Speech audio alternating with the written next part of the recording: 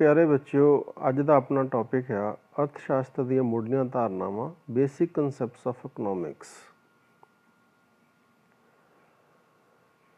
ਅਰਥ ਸ਼ਾਸਤਰ ਵਿੱਚ ਕੁਝ ਸ਼ਬਦਾਂ ਦਾ ਪ੍ਰਯੋਗ ਖਾਸ ਅਰਥਾਂ ਦੇ ਲਈ ਕੀਤਾ ਜਾਂਦਾ ਆ। ਇਹਨਾਂ ਨੂੰ ਆਪਾਂ ਮੁੱਢਲੀਆਂ ਧਾਰਨਾਵਾਂ ਕਹਿੰਦੇ ਹਾਂ। ਕਹਿਣ ਦਾ ਮਤਲਬ ਇਹ ਕੁਝ ਸ਼ਬਦ ਐਸੇ ਆ ਜਿਹੜੇ ਜੇਕਰ ਸਾਨੂੰ ਉਹਨਾਂ ਦਾ ਅਰਥ ਨਹੀਂ ਪਤਾ ਤਾਂ ਆਪਾਂ ਅਰਥ ਸ਼ਾਸਤਰ ਦੇ ਬਾਰੇ ਜਾਣਕਾਰੀ ਨਹੀਂ ਪ੍ਰਾਪਤ ਕਰ ਸਕਦੇ। ਤਾਂ ਸਭ ਤੋਂ ਪਹਿਲਾਂ ਸਾਡਾ ਜੋ ਪਹਿਲੀ ਧਾਰਨਾ ਆ ਉਹ ਹੈਗੀ ਰਾਸ਼ਟਰੀ ਆਮਦਨ, ਯਾਨੀ ਨੈਸ਼ਨਲ ਇਨਕਮ। ਤਾਂ ਇੱਕ ਪਰਿਭਾਸ਼ਾ ਇੰਗਲਿਸ਼ ਦੇ ਵਿੱਚ ਲਿਖੀ ਆ ਬੱਚਿਓ ਇਹਦੇ ਬਾਰੇ, aggregate value of goods and services produced during A financial year within A domestic territory. Domestic territory ਇਕੱਠਾ ਲਿਖਿਆ ਗਿਆ, ਉਹਨੂੰ ਥੋੜ੍ਹਾ ਅਲੱਗ ਕਰ ਦਿਓ ਤੁਸੀਂ। ਹੁਣ ਇਹਦੇ ਵਿੱਚ ਜਿਹੜੀਆਂ ਮੇਨ ਗੱਲਾਂ ਆ ਤੁਸੀਂ ਦੇਖੋ, ਇੱਕ ਲਿਖਿਆ ਐਗਰੀਗੇਟ ਵੈਲਿਊ। ਐਗਰੀਗੇਟ ਵੈਲਿਊ ਦਾ ਮਤਲਬ ਹੁੰਦਾ ਕੁਛ ਚੀਜ਼ਾਂ ਦੇ ਅਲੱਗ-ਅਲੱਗ ਰੇਟ ਹੈਗੇ, ਆਪਾਂ ਉਹਨਾਂ ਨੂੰ ਇਕੱਠਾ ਕਰ ਲੈਣਾ। ਦੂਜੀ ਚੀਜ਼ ਹੈਗੀ ਗੁਡਸ ਐਂਡ ਸਰਵਿਸਿਜ਼। ਗੁਡਸ ਮਤਲਬ ਚੀਜ਼ਾਂ, ਜਿਵੇਂ ਸਾਈਕਲ, ਕਾਰ, ਸਕੂਟਰ, ਮੋਟਰਸਾਈਕਲ, ਠੀਕ ਹੈ ਨਾ, ਇਹ ਹੈਗੀਆਂ ਚੀਜ਼ਾਂ ਜਿਹੜੀਆਂ ਆਪਾਂ ਖਰੀਦਦੇ ਹਾਂ ਜਾਂ ਜਿਹਦਾ ਕੋਈ ਮੁੱਲ ਹੁੰਦਾ। ਵੈਲਿਊ ਸਰਵਿਸਿਜ਼ ਕੀ ਹੁੰਦਾ? ਸਰਵਿਸਿਜ਼ ਹੁੰਦਾ ਸੇਵਾਵਾਂ, ਜਿਹਦੇ ਵਿੱਚ ਆਪਾਂ ਕੋਈ ਚੀਜ਼ ਨਹੀਂ ਖਰੀਦਦੇ ਪਰ ਸਾਨੂੰ ਕੁਛ ਪੈਸੇ ਦੇਣੇ ਪੈਂਦੇ ਆ। ਜਿਵੇਂ ਮੰਨ ਲਓ ਤੁਸੀਂ ਬੱਸ ਦੇ ਵਿੱਚ ਜਾਂਦੇ ਇੱਕ ਥਾਂ ਤੋਂ ਦੂਜੀ ਥਾਂ ਦੇ ਵਿੱਚ ਨਾ, ਤਾਂ ਉਹਦੇ ਵਿੱਚ ਤੁਸੀਂ ਬੱਸ ਨਹੀਂ ਖਰੀਦਦੇ, ਨਾ ਕੁਛ ਲੈਂਦੇ ਆ, ਤੁਹਾਨੂੰ ਪੈਸੇ ਦੇਣੇ ਪੈਂਦੇ। ਤੁਸੀਂ ਡਾਕਟਰ ਕੋਲ ਜਾਂਦੇ ਆ, ਤੁਸੀਂ ਡਾਕਟਰ ਨੂੰ ਫੀਸ ਦੇਣੀ ਪੈਂਦੀ। ਡਾਕਟਰ ਤੁਹਾਨੂੰ ਕੁਛ ਨਹੀਂ ਦਿੰਦਾ, ਪਰਚੀ 'ਤੇ ਦਵਾਈ ਲਿਖ ਕੇ ਦੇ ਦਿੰਦਾ ਆ, ਤੁਸੀਂ ਬਾਹਰੋਂ ਜਾ ਕੇ ਲੈਣੀ ਹੁੰਦੀ। ਟੀਚਰ ਤੁਹਾਨੂੰ ਪੜ੍ਹਾਉਂਦਾ ਆ, ਉਹ ਤੁਹਾਨੂੰ ਕੁਛ ਦਿੰਦਾ ਨਹੀਂ ਹੈਗਾ। ਕੋਈ ਚੀਜ਼ ਯਾਨੀ ਦੇਖਣ ਵਿੱਚ ਜਿਹੜੀ ਕੋਈ ਚੀਜ਼ ਲੱਗੇ ਉਹਦਾ ਤੁਹਾਨੂੰ ਚਲੋ ਐਜੂਕੇਸ਼ਨ ਦਿੰਦਾ ਆ, ਤੁਹਾਡੇ ਦਿਮਾਗ 'ਚ ਜਾਂਦੀ, ਬਟ ਐਕਚੁਅਲ 'ਚ ਤੁਹਾਨੂੰ ਕੋਈ ਚੀਜ਼ ਨਹੀਂ ਮਿਲਦੀ। ਤਾਂ ਉਹਨੂੰ ਆਪਾਂ ਕਹਿੰਦੇ ਸਰਵਿਸਿਜ਼। ਜਿਵੇਂ ਵਕੀਲ ਦੀਆਂ ਜਿਹੜੀਆਂ ਸੇਵਾਵਾਂ ਆ ਉਸ ਹੁੰਦੀ ਸਰਵਿਸਿਜ਼। ਫਾਈਨੈਂਸ਼ੀਅਲ ਈਅਰ, ਹੁਣ ਬੱਚਿਓ ਕੀ ਹੁੰਦਾ? ਫਾਈਨੈਂਸ਼ੀਅਲ ਈਅਰ ਹੁੰਦਾ ਅਪ੍ਰੈਲ ਤੋਂ ਲੈ ਕੇ ਅਗਲੇ ਸਾਲ ਮਾਰਚ ਤੱਕ।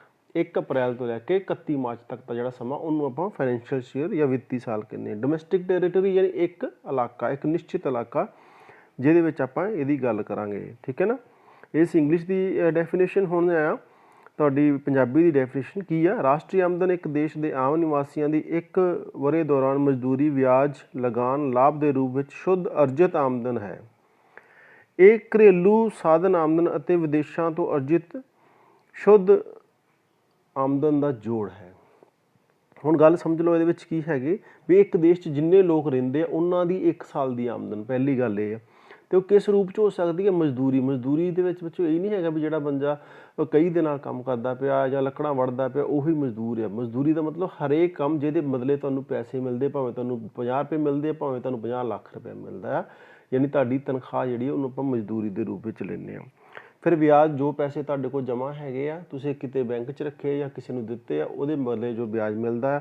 ਫਿਰ ਲਗਾਨ, ਜਿਵੇਂ ਜ਼ਮੀਨ ਦੇ ਉੱਤੇ ਜਿਹੜਾ ਖੇਤਾਂ ਦੀ ਫਸਲ ਦੇ ਉੱਤੇ ਟੈਕਸ ਆ ਜਿਹੜਾ ਸਰਕਾਰ ਨੂੰ ਮਿਲਦਾ, ਜਾਂ ਹੋਰ ਕਿਸੇ ਢੰਗ ਦੇ ਨਾਲ ਕਸਟਮ ਡਿਊਟੀ ਆ ਜਾਂ ਹੋਰ ਇਨਕਮ ਟੈਕਸ ਆ। ਇਹ ਕਈ ਤਰੀਕੇ ਹੁੰਦੇ ਜਿਹੜੇ ਆ ਜਿਹਦੇ ਰਾਹੀਂ ਸਰਕਾਰ ਨੂੰ ਆਮਦਨ ਹੁੰਦੀ। ਲਾਭ, ਲਾਭ ਦਾ ਮਤਲਬ ਹੈ ਜੋ ਕੋਈ ਵੀ ਆਪਾਂ ਕੰਮ ਕਰਦੇ ਉਹਦੇ ਬਦਲੇ ਸਾਨੂੰ ਜਦੋਂ ਕੁਛ ਪੈਸੇ ਵੱਧ ਮਿਲਦੇ ਆ, ਜਿੰਨੇ ਪੈਸੇ ਅਸੀਂ ਲਾਏ ਹੁੰਦੇ ਆ ਉਹਨੂੰ ਅਸੀਂ ਲਾਭ ਕਹਿੰਦੇ। ਇਹ 4 ਚੀਜ਼ਾਂ ਆ। 4 ਚੀਜ਼ਾਂ ਦੇ ਰੂਪ ਵਿੱਚ ਜੋ ਸਾਨੂੰ ਆਮਦਨ ਪ੍ਰਾਪਤ ਹੁੰਦੀ ਆ। ਹਰੇਕ ਵਿਅਕਤੀ ਨੂੰ, ਦੇਸ਼ ਦੇ ਹਰੇਕ ਵਿਅਕਤੀ ਨੂੰ ਜੋ ਆਮਦਨ ਇਹਨਾਂ 4 'ਚੋਂ, ਕਿਸੇ ਨੂੰ 1 ਤੋਂ ਹੋ ਸਕਦੀ, ਕਿਸੇ ਨੂੰ 2 ਤੋਂ ਦੀ, ਕਿਸੇ ਨੂੰ 4 'ਚੋਂ ਹੋ ਸਕਦੀ ਆ।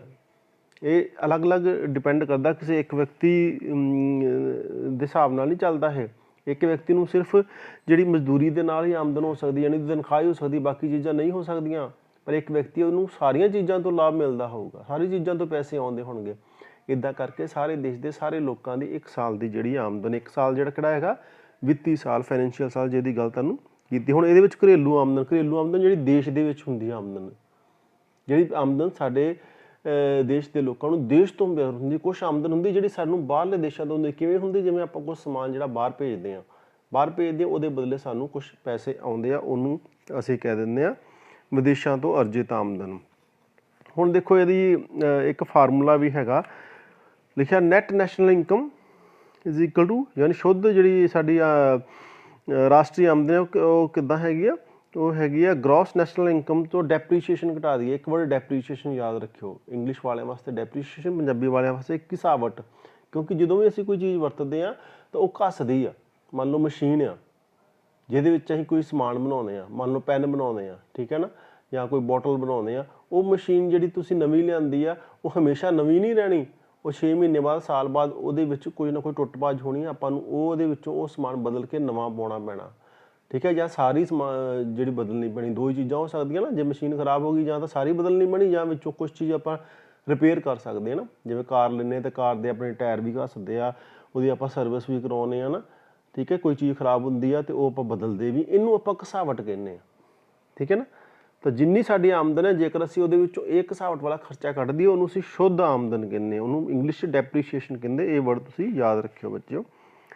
ਹੁਣ ਦੇਖੋ, ਹੁਣ ਸਾਡੇ ਦੇਸ਼ ਦੀ ਜਿਹੜੀ ਰਾਸ਼ਟਰੀ ਆਮਦਨ ਕੀ ਹੈਗੀ ਹੈ, ਜਿਹੜੀ 2019-20 ਦਾ ਡਾਟਾ, ਉਹਦੇ ਮੁਤਾਬਕ 181.10 ਲੱਖ ਕਰੋੜ, ਜਿਹੜੀ ਆ ਉੱਪਰ ਤੁਹਾਡੇ ਮੈਂ ਇੱਕ ਬਣਾਇਆ ਹੋਇਆ ਡਾਟਾ ਜਿਹਾ, ਆਹ ਦੇਖੋ, ਆਹ ਵਾਲਾ ਡਾਟਾ ਜਿਹੜਾ, ਇਹ ਇੰਨੇ ਰੁਪਈਏ ਬਣ ਜਾਂਦੇ ਆ ਜੇਕਰ ਆਪਾਂ ਇਹਨੂੰ ਹਿਸਾਬ ਲਾਈਏ। ਅਤੇ ਇਹਨੂੰ ਜਦੋਂ ਜੋੜ ਲਾਓ ਨਾ ਤੁਸੀਂ, ਦੇਖੋ ਪਿੱਛੇ ਕਿੰਨੇ ਜ਼ੀਰੋ ਲੱਗੇ ਹੋਏ ਆ, ਇਹਨੂੰ ਕਾਊਂਟ ਕਰਨਾ ਬੜਾ ਔਖਾ ਹੋ ਜਾਂਦਾ। ਅਤੇ ਸੌਖਾ ਢੰਗ ਇਹ ਆ, 181.10 ਲੱਖ ਕਰੋੜ ਰੁਪਈਆ, ਠੀਕ ਹੈ। ਇਹਨੂੰ ਜਿਹੜਾ ਇਸ ਢੰਗ ਦੇ ਨਾਲ ਤੁਸੀਂ ਜਾ ਸਕਦੇ ਹੋ। ਅਤੇ ਸਾਡੀ 2018-19 ਦੀ ਸੀਗੀ 168.37 ਕਰੋੜ ਰੁਪਈਆ ਇਹ ਆਮਦਨ ਸੀਗੀ। ਉਹਦੇ ਮੁਕਾਬਲੇ ਸਾਡੀ ਥੋੜ੍ਹੀ ਜਿਹੀ ਆਮਦਨ ਵਧੀ ਹੈਗੀ ਆ। ਇਹ ਆ ਸਾਡੇ ਦੇਸ਼ ਦੀ 19-20 ਦੀ ਰਾਸ਼ਟਰੀ ਆਮਦਨ। ਹੁਣ ਅਗਲਾ ਸਟੈਪ ਜਿਹੜਾ ਹੈਗਾ, ਨੈਕਸਟ ਸਾਡੀ ਡੈਫੀਨੇਸ਼ਨ ਹੈਗੀ ਆ ਪਰ ਕੈਪੀਟਲ ਇਨਕਮ, ਯਾਨੀ ਪ੍ਰਤੀ ਵਿਅਕਤੀ ਆਮਦਨ।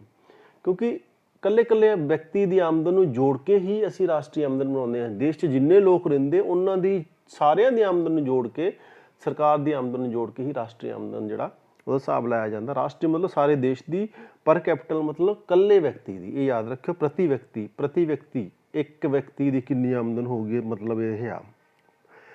ਪਰ capital income is a measure of the amount of money earned per person in a nation or geographic reason, ਠੀਕ ਹੈ। ਪੰਜਾਬੀ 'ਚ ਵੀ ਦੇਖ ਲਓ, ਪ੍ਰਤੀ ਵਿਅਕਤੀ ਆਮਦਨ ਤੋਂ ਭਾਵ ਕਿਸੇ ਦੇਸ਼ ਦੇ ਲੋਕਾਂ ਨੂੰ ਇੱਕ ਨਿਸ਼ਚਿਤ ਅਵਧੀ ਵਿੱਚ ਪ੍ਰਾਪਤ ਹੋਣ ਵਾਲੀ ਔਸਤ ਆਮਦਨ ਤੋਂ ਹੈ। ਨਿਸ਼ਚਿਤ ਅਵਧੀ ਕੀ ਹੈ? ਉਹੀ ਤੁਹਾਡਾ ਫਾਈਨੈਂਸ਼ੀਅਲ ਈਅਰ ਜਿਹੜਾ 1 ਅਪ੍ਰੈਲ ਤੋਂ ਲੈ ਕੇ 31 ਮਾਰਚ ਤੱਕ ਦਾ ਹੁੰਦਾ। ਉਹਦੇ ਵਿੱਚ ਇੱਕ ਵਿਅਕਤੀ ਕਿੰਨੇ ਪੈਸੇ ਕਮਾਉਂਦਾ ਆ, ਉਹਨੂੰ ਅਸੀਂ ਪ੍ਰਤੀ ਵਿਅਕਤੀ ਆਮਦਨ ਕਹਿੰਦੇ। ਇਹ ਔਸਤ ਆਮਦਨ ਆ। ਇਹ ਆਮਦਨ ਮਤਲਬ ਕਿ ਇਹ ਨਹੀਂ ਹੈਗਾ ਵੀ ਇੱਕ ਵਿਅਕਤੀ ਨੂੰ ਉਨੀ ਹੀ ਹੁੰਦੀ ਆ, ਕਿਸੇ ਨੂੰ ਵੱਧ ਹੋ ਸਕਦੀ, ਕਿਸੇ ਨੂੰ ਘੱਟ ਹੋ ਸਕਦੀ ਆ।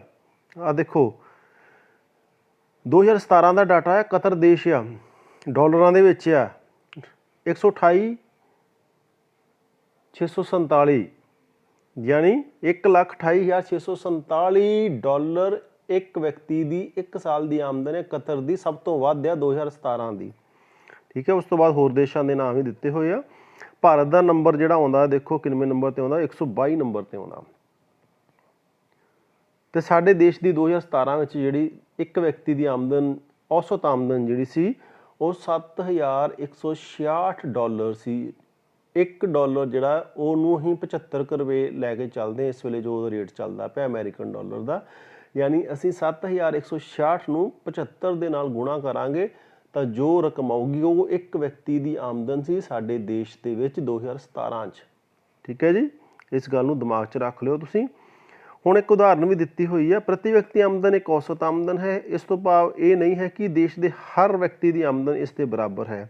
ਕੁਝ ਵਿਅਕਤੀਆਂ ਦੀ ਆਮਦਨ ਇਸ ਤੋਂ ਵਧੇਰੇ ਹੋ ਸਕਦੀ ਹੈ, ਕੁਝ ਵਿਅਕਤੀਆਂ ਦੀ ਇਸ ਤੋਂ ਘੱਟ ਵੀ ਹੋ ਸਕਦੀ ਹੈ। ਉਦਾਹਰਨ ਵਜੋਂ 94-95 ਵਿੱਚ ਭਾਰਤ ਦੀ ਪ੍ਰਤੀ ਵਿਅਕਤੀ ਆਮਦਨ 8237 ਰੁਪਈਏ ਸੀ 94-95 ਦੇ ਵਿੱਚ, ਅਤੇ 2010-11 ਵਿੱਚ ਪੰਜਾਬ ਦੀ ਆਮਦਨ 66,998 ਰੁਪਈਏ ਸੀ। ਹਰੇਕ ਸਾਲ ਦਾ ਡਾਟਾ ਪਿਛਲੇ ਸਾਲਾਂ ਦਾ ਸਾਰਾ ਜਿਹੜਾ ਉਹ ਮੌਜੂਦ ਹੈਗਾ, ਜਿਹਦੇ ਤੋਂ ਤੁਸੀਂ ਡਿਟੇਲ ਲੈ ਸਕਦੇ ਹੋ ਨੈੱਟ ਦੇ ਉੱਤੋਂ। ਪ੍ਰਤੀ ਵਿਅਕਤੀ ਆਮਦਨ ਦਾ ਅਨੁਮਾਨ ਰਾਸ਼ਟਰੀ ਆਮਦਨ ਨੂੰ ਜਨਸੰਖਿਆ ਨਾਲ ਭਾਗ ਦੇ ਕੇ ਲਗਾਇਆ ਜਾ ਸਕਦਾ ਆ। ਹੁਣ ਆਪਾਂ ਦੇਖੋ 2019 ਦੀ ਪ੍ਰਤੀ ਵਿਅਕਤੀ ਆਪਣੀ ਰਾਸ਼ਟਰੀ ਆਮਦਨ ਕੱਢੀ ਸੀ ਨਾ 181.10 ਲੱਖ ਕਰੋੜ ਰੁਪਈਆ। ਉਹ ਅਮਾਊਂਟ ਅਸੀਂ ਉੱਪਰ ਜੇਕਰ ਰੱਖ ਦਈਏ, ਠੀਕ ਹੈ ਜੀ, ਜੇਕਰ ਮੰਨ ਲਓ ਅਸੀਂ ਉਹਨੂੰ ਕੈਲਕੂਲੇਟ ਕਰਨਾ ਹੋਊਗਾ, ਸਾਡੇ ਕੋਲ 181 ਦੇ ਮਗਰ ਜਿੰਨੇ ਵੀ ਜ਼ੀਰੋ ਸੀਗੇ, ਕਿੰਨੇ ਹੀ ਸੀਗੇ ਜ਼ੀਰੋ, ਉਹਨੇ ਸਾਰੇ ਆਪਾਂ ਪਿੱਛੇ ਜ਼ੀਰੋ ਲਾ ਕੇ, ਅਤੇ ਜਿੰਨੀ ਸਾਡੇ ਦੇਸ਼ ਦੀ ਆਮਦਨ ਜਨਸੰਖਿਆ 2019 'ਚ ਹੋਊਗੀ, ਠੀਕ ਹੈ, ਅੰਦਾਜ਼ਾ ਲਾ ਲੈਂਦੇ ਵੀ ਸਾਡੇ ਦੇਸ਼ ਦੀ ਜਿਹੜੀ ਜਨਸੰਖਿਆ 140 ਕਰੋੜ ਹੋਊਗੀ। ਅਤੇ ਉਹਦੇ ਨਾਲ ਜਦੋਂ ਅਸੀਂ ਇਹਦੇ ਨਾਲ ਭਾਗ ਕਰਾਂਗੇ ਅਤੇ ਜੋ ਸਾਡੀ ਆਊਗੀ ਅਮਾਊਂਟ, ਉਹਨੂੰ ਅਸੀਂ ਜਿਹੜਾ ਇਹਦੇ 'ਚ ਲਵਾਂਗੇ ਵੀ ਇਹ ਸਾਡੀ ਜਿਹੜੀ ਕੀ ਆ ਪ੍ਰਤੀ ਵਿਅਕਤੀ ਆਮਦਨ ਆ।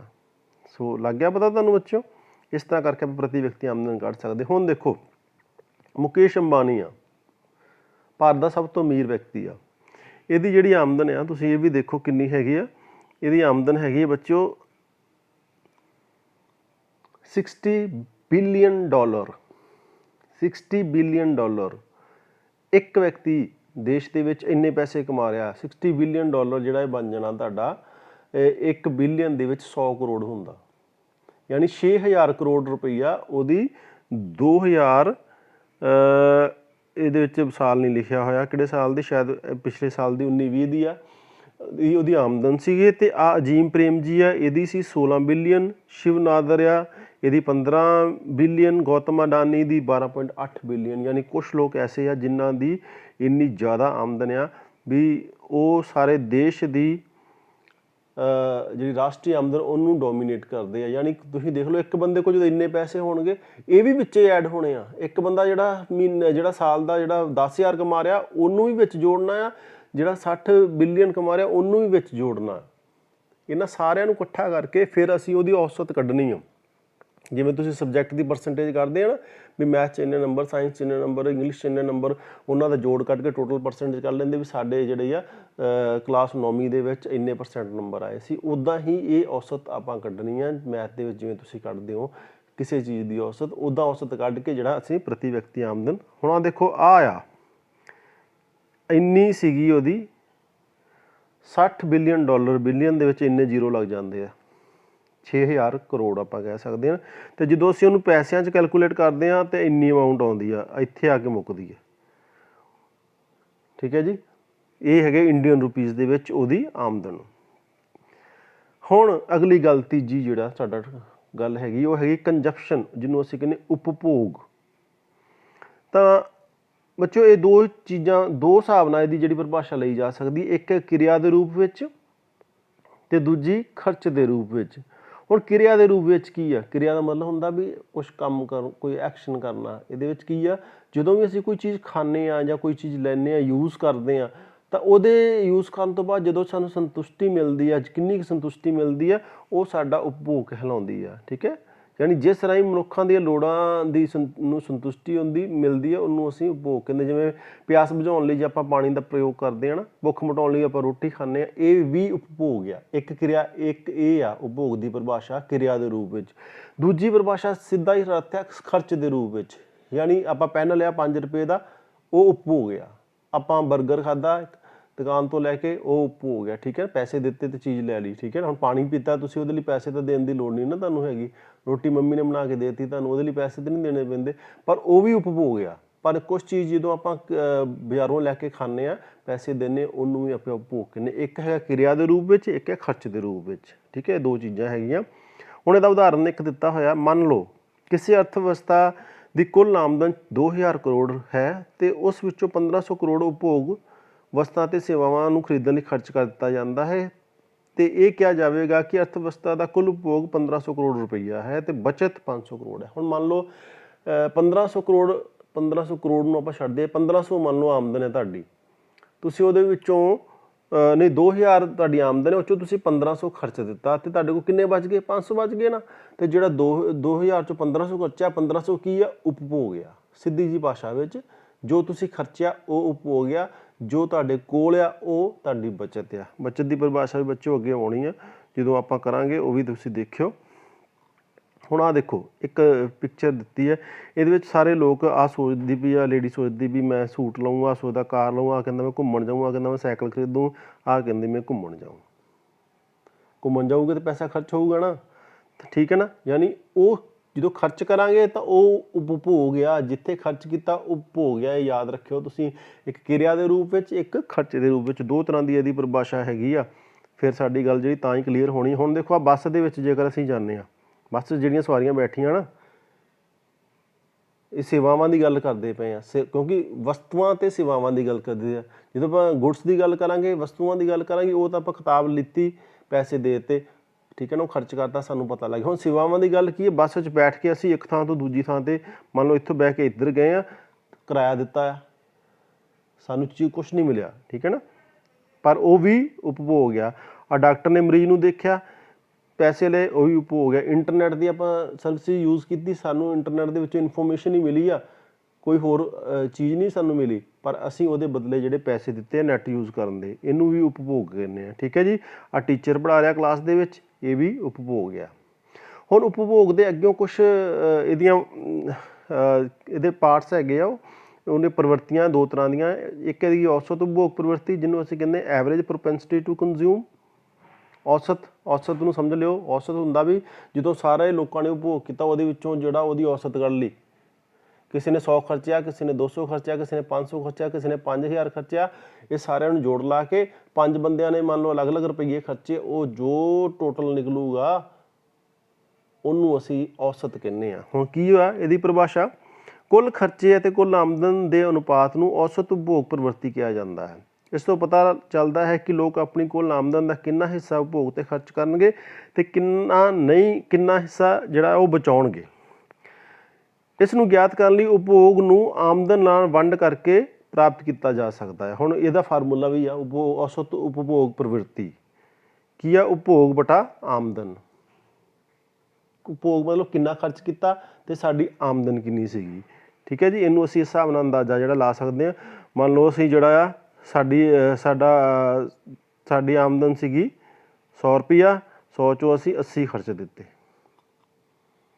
ਠੀਕ ਹੈ ਜੀ। ਤਾਂ ਕਿ ਇਹਨੂੰ ਜਦੋਂ ਆਪਾਂ ਕੈਲਕੂਲੇਟ ਜੋ ਵੀ ਆਪਾਂ ਕੈਲਕੂਲੇਟ ਕਰਾਂਗੇ ਤਾਂ ਦੇਖੋ ਜੀ ਆਹ ਕੱਟਿਆ ਜਾਣਾ, ਜੋ ਵੀ ਤੁਹਾਡਾ ਪਰਿਭਾਸ਼ਾ ਜਿੱਦਾਂ ਵੀ ਕੱਟੀ ਜਾਊਗੀ, ਜੋ ਆਨਸਰ ਤੁਹਾਡਾ ਆਊਗਾ। ਦੇਖੋ ਹੁਣ ਇਹਦੀ 20% ਜਿਹੜਾ ਅਸੀਂ ਪੈਸੇ ਖਰਚ ਦਿੱਤੇ ਤਕਰੀਬਨ। ਠੀਕ ਹੈ ਨਾ। ਯਾਨੀ 100 ਚੋਂ ਅਸੀਂ 20 ਰੁਪਈਏ ਜਿਹੜੇ ਆ 100 ਚੋਂ ਅਸੀਂ 80 ਰੁਪਏ ਖਰਚ ਦਿੱਤੇ ਅਤੇ 20 ਰੁਪਏ ਸਾਡੇ ਕੋਲ ਬਚ ਗਏ। ਅਤੇ ਸਾਡਾ ਖਰਚ ਕਿੰਨਾ ਹੈਗਾ? ਆ ਦੇਖੋ 100 ਚੋਂ ਅਸੀਂ 80। ਇਹ ਹੁਣ ਆਪਾਂ ਸਿੱਧੀ ਜਿਹੀ ਇੱਕ ਡੈਫੀਨੇਸ਼ਨ ਲਈਏ, ਪਰ ਉਦਾਹਰਨ ਲਈਏ, ਇਹਨੂੰ ਤੁਸੀਂ ਵੱਡੇ ਅਮਾਊਂਟ 'ਚ ਵੀ ਲੈ ਸਕਦੇ ਹਾਂ। ਠੀਕ ਹੈ ਜੀ। ਇੱਦਾਂ ਕਰਕੇ ਅਸੀਂ ਔਸਤ ਉਪਭੋਗ ਪ੍ਰਵਿਰਤੀ ਦਾ ਜਿਹੜਾ ਉਹ ਹਿਸਾਬ ਲਾ ਸਕਦੇ ਹਾਂ। ਅੱਗੇ ਆ ਸੀਮਾਂਤ ਉਪਭੋਗ ਪ੍ਰਵਿਰਤੀ। ਸੀਮਾਂਤ ਮਾਰਜਨਲ ਪ੍ਰੋਪੈਂਸਿਟੀ ਟੂ ਕੰਜ਼ਿਊਮ। ਇਹਦੇ ਵਿੱਚ ਕੀ ਹੁੰਦਾ ਆ ਵੀ ਜਦੋਂ ਦੇਖੋ ਸਾਡੀ ਮੰਨ ਲਓ ਆਮਦਨ 100 ਰੁਪਈਆ ਸੀ ਨਾ ਪਹਿਲਾਂ, ਮੰਨ ਲਓ ਸਾਡੀ ਆਮਦਨ ਪਹਿਲਾਂ 100 ਰੁਪਇਆ ਸੀਗੀ। ਠੀਕ ਹੈ। ਫਿਰ ਅਗਲੇ ਸਾਲ ਸਾਡੀ ਆਮਦਨ ਵੱਧ ਕੇ 120 ਹੋ ਜਾਂਦੀ ਹੈ। ਸਮਝ ਗਏ ਨਾ। ਆਹ ਸਾਡੀ ਆਮਦਨ ਪਹਿਲੇ ਸਾਲ ਸੀ, ਆਹ ਅਗਲੇ ਸਾਲ ਵੱਧ ਜਾਂਦੀ ਆ। ਅਤੇ ਅਸੀਂ ਪਹਿਲਾਂ 100 ਚੋਂ 80 ਰੁਪਏ ਖਰਚਦੇ ਸੀਗੇ, ਅਤੇ ਜਦੋਂ ਸਾਡੀ 120 ਹੋ ਗਈ ਤਾਂ ਵੀ ਅਸੀਂ 80 ਥੋੜ੍ਹਾ ਨਾ ਖਰਚਾਂਗੇ। ਤਾਂ ਫਿਰ ਅਸੀਂ ਜਿਹੜਾ ਆ ਇਹਦੇ 'ਚੋਂ 100 ਖਰਚ ਲਾਂਗੇ। ਜੇ 100 ਨਹੀਂ ਖਰਚਣਾ ਤਾਂ ਅਸੀਂ 90 ਖਰਚ ਲਾਂਗੇ। ਯਾਨੀ ਅਸੀਂ ਥੋੜ੍ਹੀ ਜਿਹੀ ਤਾਂ ਆਪਣੇ ਖਰਚਾ ਵਧਾਵਾਂਗੇ। ਠੀਕ ਹੈ। ਇੱਦਾਂ ਹੀ ਜਦੋਂ ਸਾਡੀ ਆਮਦਨ ਮੰਨ ਲਓ 100 ਤੋਂ ਜਿਵੇਂ 120 ਆ ਸਾਡੀ ਆਮਦਨ, 120 ਤੋਂ ਸਾਡੀ ਆਮਦਨ ਵੱਧ ਕੇ 200 ਹੋ ਜਾਂਦੀ ਆ। ਜਦੋਂ 120 ਸੀ ਅਸੀਂ 90 ਖਰਚਦੇ ਸੀ, ਜਦੋਂ 200 ਜੂ ਤਾਂ ਵੀ 90 ਖਰਚਾਂਗੇ? ਨਹੀਂ ਖਰਚਾਂਗੇ ਨਾ। ਫਿਰ ਆਪਾਂ ਕੀ ਕਰਾਂਗੇ? ਆਪਣਾ ਖਰਚਾ ਵੀ ਥੋੜ੍ਹਾ ਵਧਾ ਦਾਂਗੇ। ਤਾਂ ਕੀ ਹੋ ਜਾਊਗਾ? ਅਸੀਂ ਫਿਰ 120 ਰੁਪਏ ਖਰਚਾਂਗੇ। ਸਮਝ ਗਏ ਨਾ। ਯਾਨੀ ਜਦੋਂ ਸਾਡੀ ਆਮਦਨ ਵਧੀ ਉਦੋਂ ਸਾਡਾ ਉਪਭੋਗ ਵੀ ਵਧਿਆ। ਯਾਨੀ ਉਪਭੋਗ ਮਤਲਬ ਖਰਚੇ ਨੂੰ ਯਾਦ ਰੱਖਿਓ ਤੁਸੀਂ, ਜੇ ਨਹੀਂ ਯਾਦ ਰੱਖੋਗੇ ਫਿਰ ਕੰਮ ਖਰਾਬ ਹੋ ਜਾਣਾ। ਹੁਣ ਇਹਦੀ ਪਰਿਭਾਸ਼ਾ ਦੇਖੋ। ਆਮਦਨ ਵਿੱਚ ਹੋਣ ਵਾਲੇ ਪਰਿਵਰਤਨ ਵਜੋਂ ਉਪਭੋਗ ਵਿੱਚ ਹੋਣ ਵਾਲੇ ਪਰਿਵਰਤਨ ਦੇ ਅਨੁਪਾਤ ਨੂੰ ਸੀਮਾਂਤ ਉਪਭੋਗ ਪ੍ਰਵਿਰਤੀ ਕਿਹਾ ਜਾਂਦਾ। ਦੇਖੋ ਸੀਮਾਂਤ ਪ੍ਰਵਿਰਤੀ ਬਤਾ ਉਪਭੋਗ 'ਚ ਪਰਿਵਰਤਨ ਕਿੰਨਾ ਪਰਿਵਰਤਨ ਹੋਇਆ? 100 ਤੋਂ ਜਦੋਂ 120 ਆਮਦਨ ਹੋਈ, ਠੀਕ ਹੈ ਨਾ, ਅਤੇ ਅਸੀਂ 80 ਰੁਪਏ ਪਹਿਲਾਂ ਖਰਚਦੇ, ਹੁਣ 90 ਖਰਚਣ ਲੱਗ ਪਿਆ। ਪਰਿਵਰਤਨ ਕਿੰਨਾ ਹੋਇਆ? 10 ਰੁਪਏ ਦਾ। ਯਾਨੀ 10 ਰੁਪਏ ਅਸੀਂ ਵੱਧ ਖਰਚਣ ਲੱਗੇ। ਇੱਦਾਂ ਆਮਦਨ ਵਿੱਚ ਪਰਿਵਰਤਨ ਕਿੰਨਾ ਹੋਇਆ? 100 ਤੋਂ 120 ਹੋਇਆ ਅਤੇ 20 ਰੁਪਏ ਪਰਿਵਰਤਨ ਹੋਇਆ। ਠੀਕ ਹੈ। ਇੱਦਾਂ ਕਰਕੇ ਆਪਾਂ ਜਿਹੜਾ ਇਹਨੂੰ ਸੀਮਾਂਤ ਉਪਭੋਗ ਪ੍ਰਵਿਰਤੀ ਜਿਹੜੀ ਆ ਉਹ ਕੱਢ ਸਕਦੇ ਹਾਂ। ਹੁਣ ਬੱਚਿਓ ਅੱਗੇ ਆ ਬੱਚਤ ਦੀ ਗੱਲ ਵੈਸੇ ਪਹਿਲਾਂ ਹੀ ਨਾਲ ਹੀ ਹੋ ਗਈ ਆ। ਜਦੋਂ ਸਾਡੀ ਆਮਦਨ ਹੁੰਦੀ ਆ, ਆਮਦਨ ਦੇ ਵਿੱਚੋਂ ਜਿੰਨਾ ਅਸੀਂ ਖਰਚ ਕਰਦੇ ਹਾਂ ਉਹਨੂੰ ਜਦੋਂ ਘਟਾ ਲਈਏ ਅਤੇ ਅੱਗੇ ਬੱਚਤ ਬਣ ਜਾਂਦਾ। ਥੱਲੇ ਪਰਿਭਾਸ਼ਾ ਲਿਖੀ ਹੋਈ ਆ। ਬੱਚਤ ਕੀ ਆ? ਆਮਦਨ ਅਤੇ ਉਪਭੋਗ। ਆਮਦਨ 'ਚੋਂ ਜਦੋਂ ਖਰਚ ਨੂੰ ਜਾਂ ਉਪਭੋਗ ਨੂੰ ਕੱਢ ਲਈਏ ਅਤੇ ਜੋ ਬਚਦਾ ਉਹ ਸਾਡੀ ਬੱਚਤ ਆ। ਠੀਕ ਹੈ ਜੀ। ਹੁਣ ਆਹ ਦੇਖੋ ਬੱਚਤ ਦੀ ਇੱਕ ਫੋਟੋ ਬਣੀ ਵੀ ਕਿਵੇਂ ਆਪਾਂ ਥੋੜ੍ਹੇ ਪੈਸੇ ਕਰਕੇ ਇਹਨੂੰ ਬਚਾ ਸਕਦੇ ਹਾਂ। ਠੀਕ ਹੈ। ਔਰ ਬੱਚਤ ਕਰਨ ਦੇ ਕਈ ਤਰੀਕੇ, ਜਿਵੇਂ ਨੈਸ਼ਨਲ ਸੇਵਿੰਗ ਸਰਟੀਫਿਕੇਟ, ਕਿਸਾਨ ਵਿਕਾਸ ਸੁਕੰਨਿਆ ਸਮਰਿੱਧੀ, ਬੈਂਕ ਡਿਪੋਜ਼ਿਟ, ਹੋਰ ਵੀ। ਆਮ ਤੌਰ 'ਤੇ ਬਹੁਤੀ ਦੁਨੀਆ ਜਿਹੜੀ ਉਹ ਬੈਂਕ ਦੇ ਵਿੱਚ ਜਮ੍ਹਾਂ ਕਰਦੀ, ਕਿਉਂਕਿ ਬੈਂਕ ਕੁਛ ਇੰਟਰਸਟ ਦਿੰਦਾ ਹੈ। ਪਰ ਕਿਹੜੇ ਲੋਕ ਥੋੜ੍ਹੇ ਜਾਗਰੂਕ ਆ ਉਹ ਹੋਰ ਚੀਜ਼ਾਂ ਲੈਂਦੇ, ਕਿਉਂਕਿ ਜਿੱਥੇ ਵਿਆਜ ਜ਼ਿਆਦਾ ਮਿਲਦਾ ਉਹ ਉੱਥੇ ਪੈਸੇ ਲਾਉਂਦੇ ਤਾਂ ਕਿ ਉਹਨਾਂ ਦੇ ਪੈਸੇ ਛੇਤੀ ਵਧਣ। ਇੱਦਾਂ ਹੀ ਹੁਣ ਅੱਗੇ ਔਸਤ ਉਪਭੋਗ ਪ੍ਰਵਿਰਤੀ ਹੈ। ਇਹਦੀ ਕੀ ਪਰਿਭਾਸ਼ਾ ਆ? ਔਸਤ ਉਪਭੋਗ ਪ੍ਰਵਿਰਤੀ ਇੱਕ ਵਿਸ਼ੇਸ਼ ਆਮਦਨ ਪੱਧਤ ਅਤੇ ਤੇ ਬਚਤ ਅਤੇ ਆਮਦਨ ਦਾ ਅਨੁਪਾਤ ਹੈ। ਠੀਕ ਹੈ, ਆਹ ਦੇਖੋ ਫਾਰਮੂਲਾ ਆ। ਔਸਤ ਉਪਭੋਗ ਪ੍ਰਵਿਰਤੀ ਕੀ ਆ? ਬਚਤ ਉੱਪਰ ਆਊਗੀ, ਥੱਲੇ ਆਮਦਨ ਆਊਗੀ। ਕਿੰਨੀ ਆਮਦਨ ਚੋਂ ਕਿੰਨੇ ਪੈਸੇ ਬਚਾਏ, ਉਹ ਸਾਡੀ ਔਸਤ ਬਚਤ ਪ੍ਰਵਿਰਤੀ ਆ। ਉਦਾਹਰਨ ਵਜੋਂ ਜੇਕਰ ਆਮਦਨ 100 ਕਰੋੜ ਰੁਪਏ ਅਤੇ ਉਸ ਚੋਂ ਅਸੀਂ 20 ਕਰੋੜ ਬਚਾ ਲੈਂਦੇ ਹਾਂ ਤਾਂ ਸਾਡੀ ਔਸਤ ਬਚਤ ਪ੍ਰਵਿਰਤੀ 20% ਹੋਏਗੀ। ਇਹਨੂੰ ਤੁਸੀਂ ਕੈਲਕੂਲੇਟ ਕਰਕੇ ਦੇਖ ਸਕਦੇ ਹਾਂ। ਇੱਦਾਂ ਹੀ ਸੀਮਾਂਤ ਬਚਤ ਪ੍ਰਵਿਰਤੀ ਆ। ਪ੍ਰਵਿਰਤੀ ਹੁੰਦਾ ਬੱਚੋ ਆਦਤ, ਸਮਝ ਲਓ ਵੀ ਆਪਾਂ ਕਿੰਨੇ ਪੈਸੇ ਬਚਾਉਂਦੇ ਹਾਂ, ਆਪਾਂ ਕਿੰਨੇ ਪੈਸੇ ਖਰਚ ਕਰਦੇ ਹਾਂ, ਆਪਣੇ ਕਿੰਨੇ ਪੈਸਿਆਂ ਦਾ ਪਰਿਵਰਤਨ ਹੁੰਦਾ ਆ। ਜਿੱਥੇ ਸੀਮਾਂਤ ਦੀ ਗੱਲ ਆ ਜੂ, ਜਿੱਥੇ ਮਾਰਜਨਲ ਦੀ ਗੱਲ ਆ ਜੂ, ਉਹਦਾ ਮਤਲਬ ਹੈਗਾ ਵੀ ਅਸੀਂ ਜੋ ਪਿੱਛੇ ਬਚਾਉਂਦੇ ਸੀ ਉਹ ਤੋਂ ਹੁਣ ਅੱਗੇ ਵੱਧ ਬਚਾਉਂਦੇ ਕਿ ਘੱਟ ਬਚਾਉਂਦੇ, ਕਿੰਨਾ ਪਰਿਵਰਤਨ ਆਇਆ। ਠੀਕ ਹੈ ਜੀ, ਤਾਂ ਇਹ ਪਰਿਭਾਸ਼ਾ ਕੀ ਹੈ? ਬਚਤ ਵਿੱਚ ਪਰਿਵਰਤਨ ਬਟਾ ਆਮਦਨ ਵਿੱਚ ਪਰਿਵਰਤਨ। ਜਿਵੇਂ ਉਪਭੋਗ ਦੇ ਵਿੱਚ ਸੀਗਾ, ਕਿੰਨਾ ਪਰਿਵਰਤਨ ਆਇਆ। ਜਦੋਂ ਅਸੀਂ 100 ਕਰੋੜ ਕਮਾਉਂਦੇ ਸੀਗੇ ਉਦੋਂ ਸਾਡੀ ਬਚਤ ਪ੍ਰਵਿਰਤੀ 80 ਕਰੋੜ ਸੀ। ਜਦੋਂ ਅਸੀਂ 120 ਕਮਾਉਣ ਲੱਗ ਪਏ ਉਦੋਂ ਸਾਡੀ ਬਚਤ ਜਿਹੜੀ ਸੀਗੀ ਉਹਦੇ ਵਿੱਚ ਚੇਂਜ ਹੋ ਗਿਆ, ਬਚਤ ਕਰਨ ਦੀ, ਉਹ 90 ਹੋ ਗਈ। ਯਾਨੀ ਚੇਂਜ ਕਿੰਨਾ ਆਇਆ? 80 ਤੋਂ 90 ਦੇ ਵਿੱਚ 10। ਆਮਦਨ ਕਿੰਨੀ ਵਧੀ ਸਾਡੀ? ਉਹ ਵੀ ਦੱਸ ਦੇਣੀ ਆ, 100 ਤੋਂ 120, ਯਾਨੀ 10 ਬਟਾ 120, 10 ਬਟਾ 20। ਉਹਨੂੰ ਜਦੋਂ ਆਪਾਂ ਕੈਲਕੂਲੇਟ ਕਰਾਂਗੇ ਤਾਂ ਜੋ ਸਾਡਾ ਆਨਸਰ ਆਊਗਾ ਉਹ ਸਾਡੀ ਮਾਰਜਨਲ ਪ੍ਰੋਪੈਂਸਿਟੀ ਟੂ ਕੰਜ਼ਿਊਮ ਆਊਗੀ, ਸੇਵ ਆਊਗੀ। ਅੱਗੇ ਹੈਗਾ ਬੱਚਿਓ ਨਿਵੇਸ਼, ਇਨਵੈਸਟਮੈਂਟ। ਅਰਥ ਸ਼ਾਸਤਰ ਵਿੱਚ ਪੂੰਜੀ ਵਿੱਚ ਹੋਣ ਵਾਲੇ ਵਾਧੇ ਨੂੰ ਨਿਵੇਸ਼ ਕਿਹਾ ਜਾਂਦਾ। ਇੱਕ ਲਾਈਨ ਦੇ ਵਿੱਚ 1 ਨੰਬਰ 'ਚ ਇਹ ਪਰਿਭਾਸ਼ਾ ਹੈ, ਪੂੰਜੀ ਵਿੱਚ ਹੋਣ ਵਾਲਾ ਵਾਧਾ। ਹੁਣ ਪੂੰਜੀ ਕੀ ਸਮਝ ਲਓ, ਪੂੰਜੀ ਦੇ ਵਿੱਚ ਕੀ ਆ ਜਾਂਦਾ? ਇਕੱਲੇ ਪੈਸੇ ਨਹੀਂ ਆਉਂਦੇ। ਹੁਣ ਤੁਸੀਂ ਮੰਨ ਲਓ ਅਸੀਂ ਪੁੱਛਾਂਗੇ ਵੀ ਤੁਸੀਂ ਖੜੇ ਹੋ ਇੱਕ ਥਾਂ 'ਤੇ, ਇੱਕ ਬੱਚਾ ਖੜਾ ਹੈ ਨਾ, ਆਪਾਂ ਪੁੱਛਾਂਗੇ ਬੱਚਿਓ ਤੇਰੇ ਕੋਲ ਕਿਹੜੀ ਕਿਹੜੀ ਪੂੰਜੀ ਹੈ ਇਸ ਵੇਲੇ ਤੂੰ ਕਲਾਸ 'ਚ ਖੜਾ ਆ, ਤਾਂ ਉਹ ਕਹੂਗਾ ਵੀ ਮੇਰੇ ਕੋਲ ਜੀ ਮੰਮੀ ਨੇ 10 ਰੁਪਏ ਦਿੱਤੇ ਸੀ, ਉਹ ਮੇਰੀ ਪੂੰਜੀ ਹੈ। ਇਕੱਲਾ ਇਹ ਪੂੰਜੀ ਨਹੀਂ ਹੈਗੀ, ਉਹ ਤਾਂ ਪੈਸੇ ਆ। ਪੂੰਜੀ ਜਿਹੜੇ ਪੈਸੇ ਆ ਉਹ ਪੂੰਜੀ ਦਾ ਇੱਕ ਹਿੱਸਾ ਆ। ਹੁਣ ਉਸ ਬੱਚੇ ਨੇ ਦੇਖੋ ਉਹਦੇ ਕੋਲ ਪੈਨ ਵੀ ਆ, ਉਹਦੇ ਕੋਲ ਬੈਗ ਵੀ ਆ, ਉਹਦੇ ਕੋਲ ਕਾਪੀਆਂ ਵੀ ਆ, ਉਹਨੇ ਸ਼ੂਜ਼ ਵੀ ਪਾਏ, ਉਹਨੇ ਕੱਪੜੇ ਵੀ ਪਾਏ ਆ, ਉਹਦੇ ਕੋਲ ਰੁਮਾਲ ਵੀ ਆ, ਉਹਨੇ ਗਲ ਦੇ ਵਿੱਚ ਕੋਈ ਚੇਨੀ ਵੀ ਪਾਈ ਹੋਈ ਆ, ਉਹਨੇ ਹੱਥ 'ਤੇ ਕੜਾ ਵੀ ਪਾਇਆ ਹੋਇਆ ਆ, ਉਂਗਲਾਂ 'ਤੇ ਕੋਈ ਉਹਨੇ ਮੁੰਦੀ ਵੀ ਪਾਈ ਹੋਈ ਆ। ਇਹ ਸਾਰੀ ਉਹਦੀ ਪੂੰਜੀ ਆ। ਸਕੇ ਪੂੰਜੀ ਇਕੱਲੀ ਪੈਸਿਆਂ ਨਾਲ ਨਹੀਂ ਸੰਬੰਧਿਤ ਰੱਖਦੀ, ਇਹਨੂੰ ਯਾਦ ਰੱਖਿਓ ਤੁਸੀਂ। ਤਾਂ ਅਰਥ ਸ਼ਾਸਤਰ ਵਿੱਚ ਪੂੰਜੀ ਵਿੱਚ ਹੋਣ ਵਾਲੇ ਵਾਧੇ ਨੂੰ ਨਿਵੇਸ਼ ਕਿਹਾ ਜਾਂਦਾ ਹੈ। ਇੱਕ ਵਰ੍ਹੇ ਦੌਰਾਨ ਆਮਦਨ ਦਾ ਜੋ ਭਾਗ ਉਪਭੋਗ 'ਤੇ ਖਰਚ ਨਹੀਂ ਕੀਤਾ ਜਾਂਦਾ ਬਲਕਿ ਬਚਾ ਕੇ ਪੂੰਜੀ ਨਿਰਮਾਣ ਲਈ ਪ੍ਰਯੋਗ ਕੀਤਾ ਜਾਂਦਾ, ਉਸ ਨੂੰ ਨਿਵੇਸ਼ ਕਿਹਾ ਜਾਂਦਾ ਹੈ। ਭਾਵ ਇੱਕ ਲੇਖਾ ਸਾਲ ਫਾਈਨੈਂਸ਼ੀਅਲ ਈਅਰ ਪਹਿਲਾਂ ਗੱਲ ਕੀਤੀ 1 ਅਪ੍ਰੈਲ ਤੋਂ ਲੈ ਕੇ 31 ਮਾਰਚ ਨੂੰ ਅਸੀਂ ਇੱਕ ਲੇਖਾ ਸਾਲ, ਇੱਕ ਫਾਈਨੈਂਸ਼ੀਅਲ ਈਅਰ, ਇੱਕ ਵਿੱਤੀ ਸਾਲ ਇਹ ਕਹਿੰਦੇ ਹਾਂ। ਇੱਕ ਲੇਖਾ ਸਾਲ ਵਿੱਚ ਉਤਪਾਦਨ ਦਾ ਉਪਭੋਗ ਨਾਲੋਂ ਵਧੇਰੇ ਹੋਣਾ ਨਿਵੇਸ਼ ਕਹਿਲਾਉਂਦਾ ਆ। ਨਿਵੇਸ਼ ਤੇ ਹੁਣ ਦੇਖੋ ਨਿਵੇਸ਼ ਵੀ ਹੁਣ ਹੁੰਦਾ ਕੀ ਆ? ਆਮਦਨ ਹੈ। ਪਹਿਲਾਂ ਆਮਦਨ ਸੀ, ਆਮਦਨ 'ਚੋਂ ਅਸੀਂ ਖਰਚਾ ਕੀਤਾ ਜਿਹਨੂੰ ਉਪਭੋਗ ਕਹਿੰਦੇ ਹਾਂ। ਖਰਚ ਕੀਤਾ, ਕੁਛ ਪੈਸੇ ਬਚ ਗਏ, ਉਹਨੂੰ ਅਸੀਂ ਬਚਤ ਕਹਿੰਦੇ ਹਾਂ। ਬਚੇ ਹੋਏ ਪੈਸੇ ਨੂੰ ਅਸੀਂ ਕਿਤੇ ਐਸੀ ਜਗ੍ਹਾ 'ਤੇ ਲਾਇਆ ਜਿੱਥੋਂ ਸਾਨੂੰ ਉਮੀਦ ਆ ਕਿ ਆਉਣ ਵਾਲੇ ਸਮੇਂ 'ਚ ਸਾਨੂੰ ਹੋਰ ਵੱਧ ਪੈਸੇ ਮਿਲਣਗੇ। ਹੁਣ ਇੱਕ ਦੁਕਾਨਦਾਰ ਹੈ ਨਾ, ਚੀਜ਼ ਵੇਚਦਾ, ਤੁਹਾਨੂੰ ਕਾਪੀ ਵੇਚੀ ਆ ਉਹਨੇ, ਠੀਕ ਹੈ ਨਾ। ਜੇ ਉਹਨੇ ਕਾਪੀ 5 ਰੁਪਏ ਦੀ ਲਿਆਂਦੀ, ਤੁਹਾਨੂੰ 10 ਦੀ ਵੇਚੀ ਆ, 5 ਬਚ ਗਏ ਨਾ। ਉਹਨੇ ਇੱਦਾਂ ਕੀਤਾ ਵੀ ਇੱਦਾਂ ਬਚਾ ਕੇ ਹੋਰ ਕਾਪੀਆਂ ਲੈਣ ਦੀਆਂ। ਕਿਉਂ ਲਿਆਂਦੀਆਂ? ਕਿਉਂਕਿ ਉਹਦੇ ਪੈਸੇ ਹੋਰ ਵਧਣ। ਉਹਨੂੰ ਅਸੀਂ ਕਹਿੰਦੇ ਨਿਵੇਸ਼। ਜਿਵੇਂ ਇੱਕ ਮਸ਼ੀਨ ਹੈ, ਇੱਕ ਮਸ਼ੀਨ ਜਿਹੜੀ ਆ ਗਲਾਸ ਬਣਾਉਂਦੀ ਆ, ਠੀਕ ਹੈ ਨਾ। ਇੱਕ ਦਿਨ ਦੇ ਵਿੱਚ ਉਹ 1000 ਗਲਾਸ ਬਣਾਉਂਦੀ ਆ, ਅਤੇ ਜਿਹੜਾ ਮਸ਼ੀਨ ਦਾ ਮਾਲਕ ਹੈ ਉਹ ਸੋਚਦਾ ਵੀ ਮੈਂ ਇੱਕ ਹੋਰ ਮਸ਼ੀਨ ਲਿਆ ਕੇ ਲਾ ਦਾਂ ਤਾਂ ਕਿ ਮੈਂ 2000 ਗਲਾਸ ਬਣਾ ਸਕਾਂ ਅਤੇ ਮੇਰੀ ਆਮਦਨ 'ਚ ਵਾਧਾ ਹੋਊਗਾ ਨਾ ਵਾਧਾ। ਉਹਨੇ ਇੱਕ ਮਸ਼ੀਨ ਹੋਰ ਲਾ ਕੇ ਲਾ ਦਿੱਤੀ ਅਤੇ ਗਲਾਸ 2000 ਬਣਨ ਲੱਗ ਪਏ। ਇਹਨੂੰ ਅਸੀਂ ਨਿਵੇਸ਼ ਕਹਿੰਦੇ ਹਾਂ। ਠੀਕ ਹੈ, ਹੁਣ ਬਚਤ ਅਤੇ ਨਿਵੇਸ਼ 'ਚ ਕੀ ਫਰਕ ਆ? ਸੇਵਿੰਗ ਅਤੇ ਇਨਵੈਸਟਮੈਂਟ ਆ। ਸੇਵਿੰਗ ਦਾ ਮਤਲਬ ਬਚਤ, ਇਨਵੈਸਟਮੈਂਟ ਦਾ ਮਤਲਬ ਨਿਵੇਸ਼। ਹੁਣ ਜਿਹੜੇ ਲੋਕ ਰਿਸਕ ਨਹੀਂ ਲੈਣਾ ਚਾਹੁੰਦੇ, ਕਿਉਂਕਿ ਜਦੋਂ ਆਪਾਂ ਨਿਵੇਸ਼ ਕਿਤੇ ਕਰਦੇ ਨਾ, ਮੰਨ ਲਓ ਕੋਈ ਫੈਕਟਰੀ ਲਾਉਂਦੇ ਵੀ, ਹੋ ਸਕਦਾ ਚੱਲੇ ਜਾਂ ਨਾ ਚੱਲੇ, ਕੋਈ ਦੁਕਾਨ ਖੋਲ੍ਹੀ ਹੈ, ਕਿਸੇ ਨੇ ਹਲਵਾਈ ਦੀ ਦੁਕਾਨ ਖੋਲ੍ਹੀ ਹੈ, ਮੰਨ ਲਓ ਨਹੀਂ ਚੱਲਦੀ, ਗਾਹਕ ਨਹੀਂ ਆਉਂਦਾ ਅਤੇ ਉਹਨੂੰ ਘਾਟਾ ਪੈਂਦਾ ਨਾ। ਜਿਹੜਾ ਬੰਦਾ ਨਿਵੇਸ਼ ਕਰਦਾ ਹੈ ਉਹਦਾ ਮਤਲਬ ਹੈ ਉਹ ਜ਼ਿਆਦਾ ਰਿਸਕ ਲੈਂਦਾ ਹੈ। ਅਤੇ ਜਿਹੜਾ ਬੱਚਤ ਕਰਦਾ ਆ ਉਹਨੇ ਬੈਂਕ 'ਚ ਜਮ੍ਹਾਂ ਕਰਾ ਤੇ ਬੈਂਕ 'ਚ ਥੋੜ੍ਹਾ ਬਹੁਤ ਵਿਆਜ ਆਈ ਜਾਣਾ, ਉਹਨੂੰ ਕੋਈ ਟੈਨਸ਼ਨ ਨਹੀਂ ਹੈਗੀ, ਠੀਕ ਹੈ ਨਾ। ਪਰ ਥੋੜ੍ਹੀ ਕਮਾਈ ਹੁੰਦੀ ਆ। ਨਿਵੇਸ਼ ਦੇ ਵਿੱਚ ਜੇਕਰ ਕੰਮ ਚੱਲ ਪਵੇ ਤਾਂ ਬਹੁਤ ਜ਼ਿਆਦਾ ਕਮਾਈ ਹੁੰਦੀ ਹੈ। ਇਹ ਫਰਕ ਹੈਗਾ। Low financial risk, higher financial risk. Sits safely, ਇਹ 'ਚ ਸੇਫ ਰਹਿੰਦਾ ਬੰਦਾ। ਉਹਦੇ 'ਚ ਜਿਹੜਾ ਆ could increase your net worth, ਆਪਣੇ ਪੈਸੇ ਨੂੰ ਵਧਾ ਸਕਦਾ ਆ ਬਹੁਤ ਤੇਜ਼ੀ ਨਾਲ, ਠੀਕ ਹੈ ਨਾ। ਤਾਂ ਲੂਜ਼ਿਜ਼ ਵੈਲਿਊ ਵਿਦ ਇਨਫਲੇਸ਼ਨ, ਜਦੋਂ ਇਨਫਲੇਸ਼ਨ ਦਾ ਮਤਲਬ ਹੁੰਦਾ, ਇਨਫਲੇਸ਼ਨ ਅੱਗੇ ਗੱਲ ਕਰਾਂਗੇ, ਕੀਮਤਾਂ ਦੇ ਵਧਣ ਦੇ ਨਾਲ ਜੇਕਰ ਤੁਸੀਂ ਬਚਤ ਰੱਖੀ ਨਾ, ਮੰਨ ਲਓ ਪੈਸੇ ਬੈਂਕ ਜਮ੍ਹਾਂ ਕਰਾਏ ਆ, ਹੈ ਨਾ, ਮੰਨ ਲਓ ਤੁਸੀਂ ਘਰ ਬਣਾਇਆ ਨਾ ਅਤੇ ਤੁਹਾਡੇ ਕੋਲ ਕੁਛ ਪੈਸੇ ਬਚ ਗਏ ਅਤੇ ਤੁਸੀਂ ਸੋਚਿਆ ਸੀਗਾ ਵੀ ਚਲੋ ਕੱਲ੍ਹ ਨੂੰ ਅਸੀਂ ਸੋਫਾ ਲੈ ਕੇ ਆਵਾਂਗੇ ਨਾ, ਤੇ ਹਲੇ ਤੁਹਾਡੇ ਕੋਲ ਥੋੜ੍ਹੇ ਘੱਟ ਪੈਸੇ ਆਣਗੇ, ਬੈਂਕ ਜਮ੍ਹਾਂ ਕਰਾ ਤੇ ਤੁਸੀਂ ਸੋਚਿਆ ਵੀ ਨਹੀਂ ਚਲੋ ਵਿਆਜ ਮਿਲ ਜੂ, ਹੋਰ ਸਾਲ ਬਾਅਦ ਆਪਾਂ ਸੋਫਾ ਲੈ ਆਵਾਂਗੇ, ਪਰ ਸਾਲ ਬਾਅਦ ਸੋਫੇ ਦੀਆਂ ਕੀਮਤਾਂ 'ਚ ਵੀ ਵਾਧਾ ਹੋ ਗਿਆ। ਠੀਕ ਹੈ ਨਾ, ਤੁਹਾਡੀ ਬਚਤ ਵੀ ਵਧੀ ਆ, ਪਰ ਸੋਫੇ ਦਾ ਵੀ ਮਹਿੰਗਾ ਹੋ ਗਿਆ, 10,000 ਤੋਂ 15,000 ਦਾ ਹੋ ਗਿਆ, ਤੁਸੀਂ ਫਿਰ ਨਹੀਂ ਲੈ ਸਕਦੇ। ਪਰ ਦੂਜੇ ਪਾਸੇ ਜੇਕਰ ਨਿਵੇਸ਼ ਕਰਦੇ ਉਹਦੇ ਵਿੱਚ ਤੁਹਾਡਾ ਪੈਸਾ ਜਦੋਂ ਵੱਧਦਾ ਆ ਉਹ ਮਹੀਨੇ 'ਚ 2 ਮਹੀਨੇ 'ਚ ਹੀ ਬਹੁਤ ਤੇਜ਼ੀ ਨਾਲ ਵੱਧ ਜਾਂਦਾ ਹੈ। ਸੋ ਬੱਚੋ ਇਹ ਫਰਕ ਹੈ ਸੇਵਿੰਗ ਅਤੇ ਇਨਵੈਸਟਮੈਂਟ ਦੇ ਵਿੱਚ। ਹੁਣ ਅਗਲੀ ਕਰਦੇ ਹਾਂ ਵੀ ਜਿਹੜਾ ਨਿਵੇਸ਼ ਹੈ ਉਹ ਕਿੰਨੇ ਤਰ੍ਹਾਂ ਦਾ ਹੋ ਸਕਦਾ ਹੈ।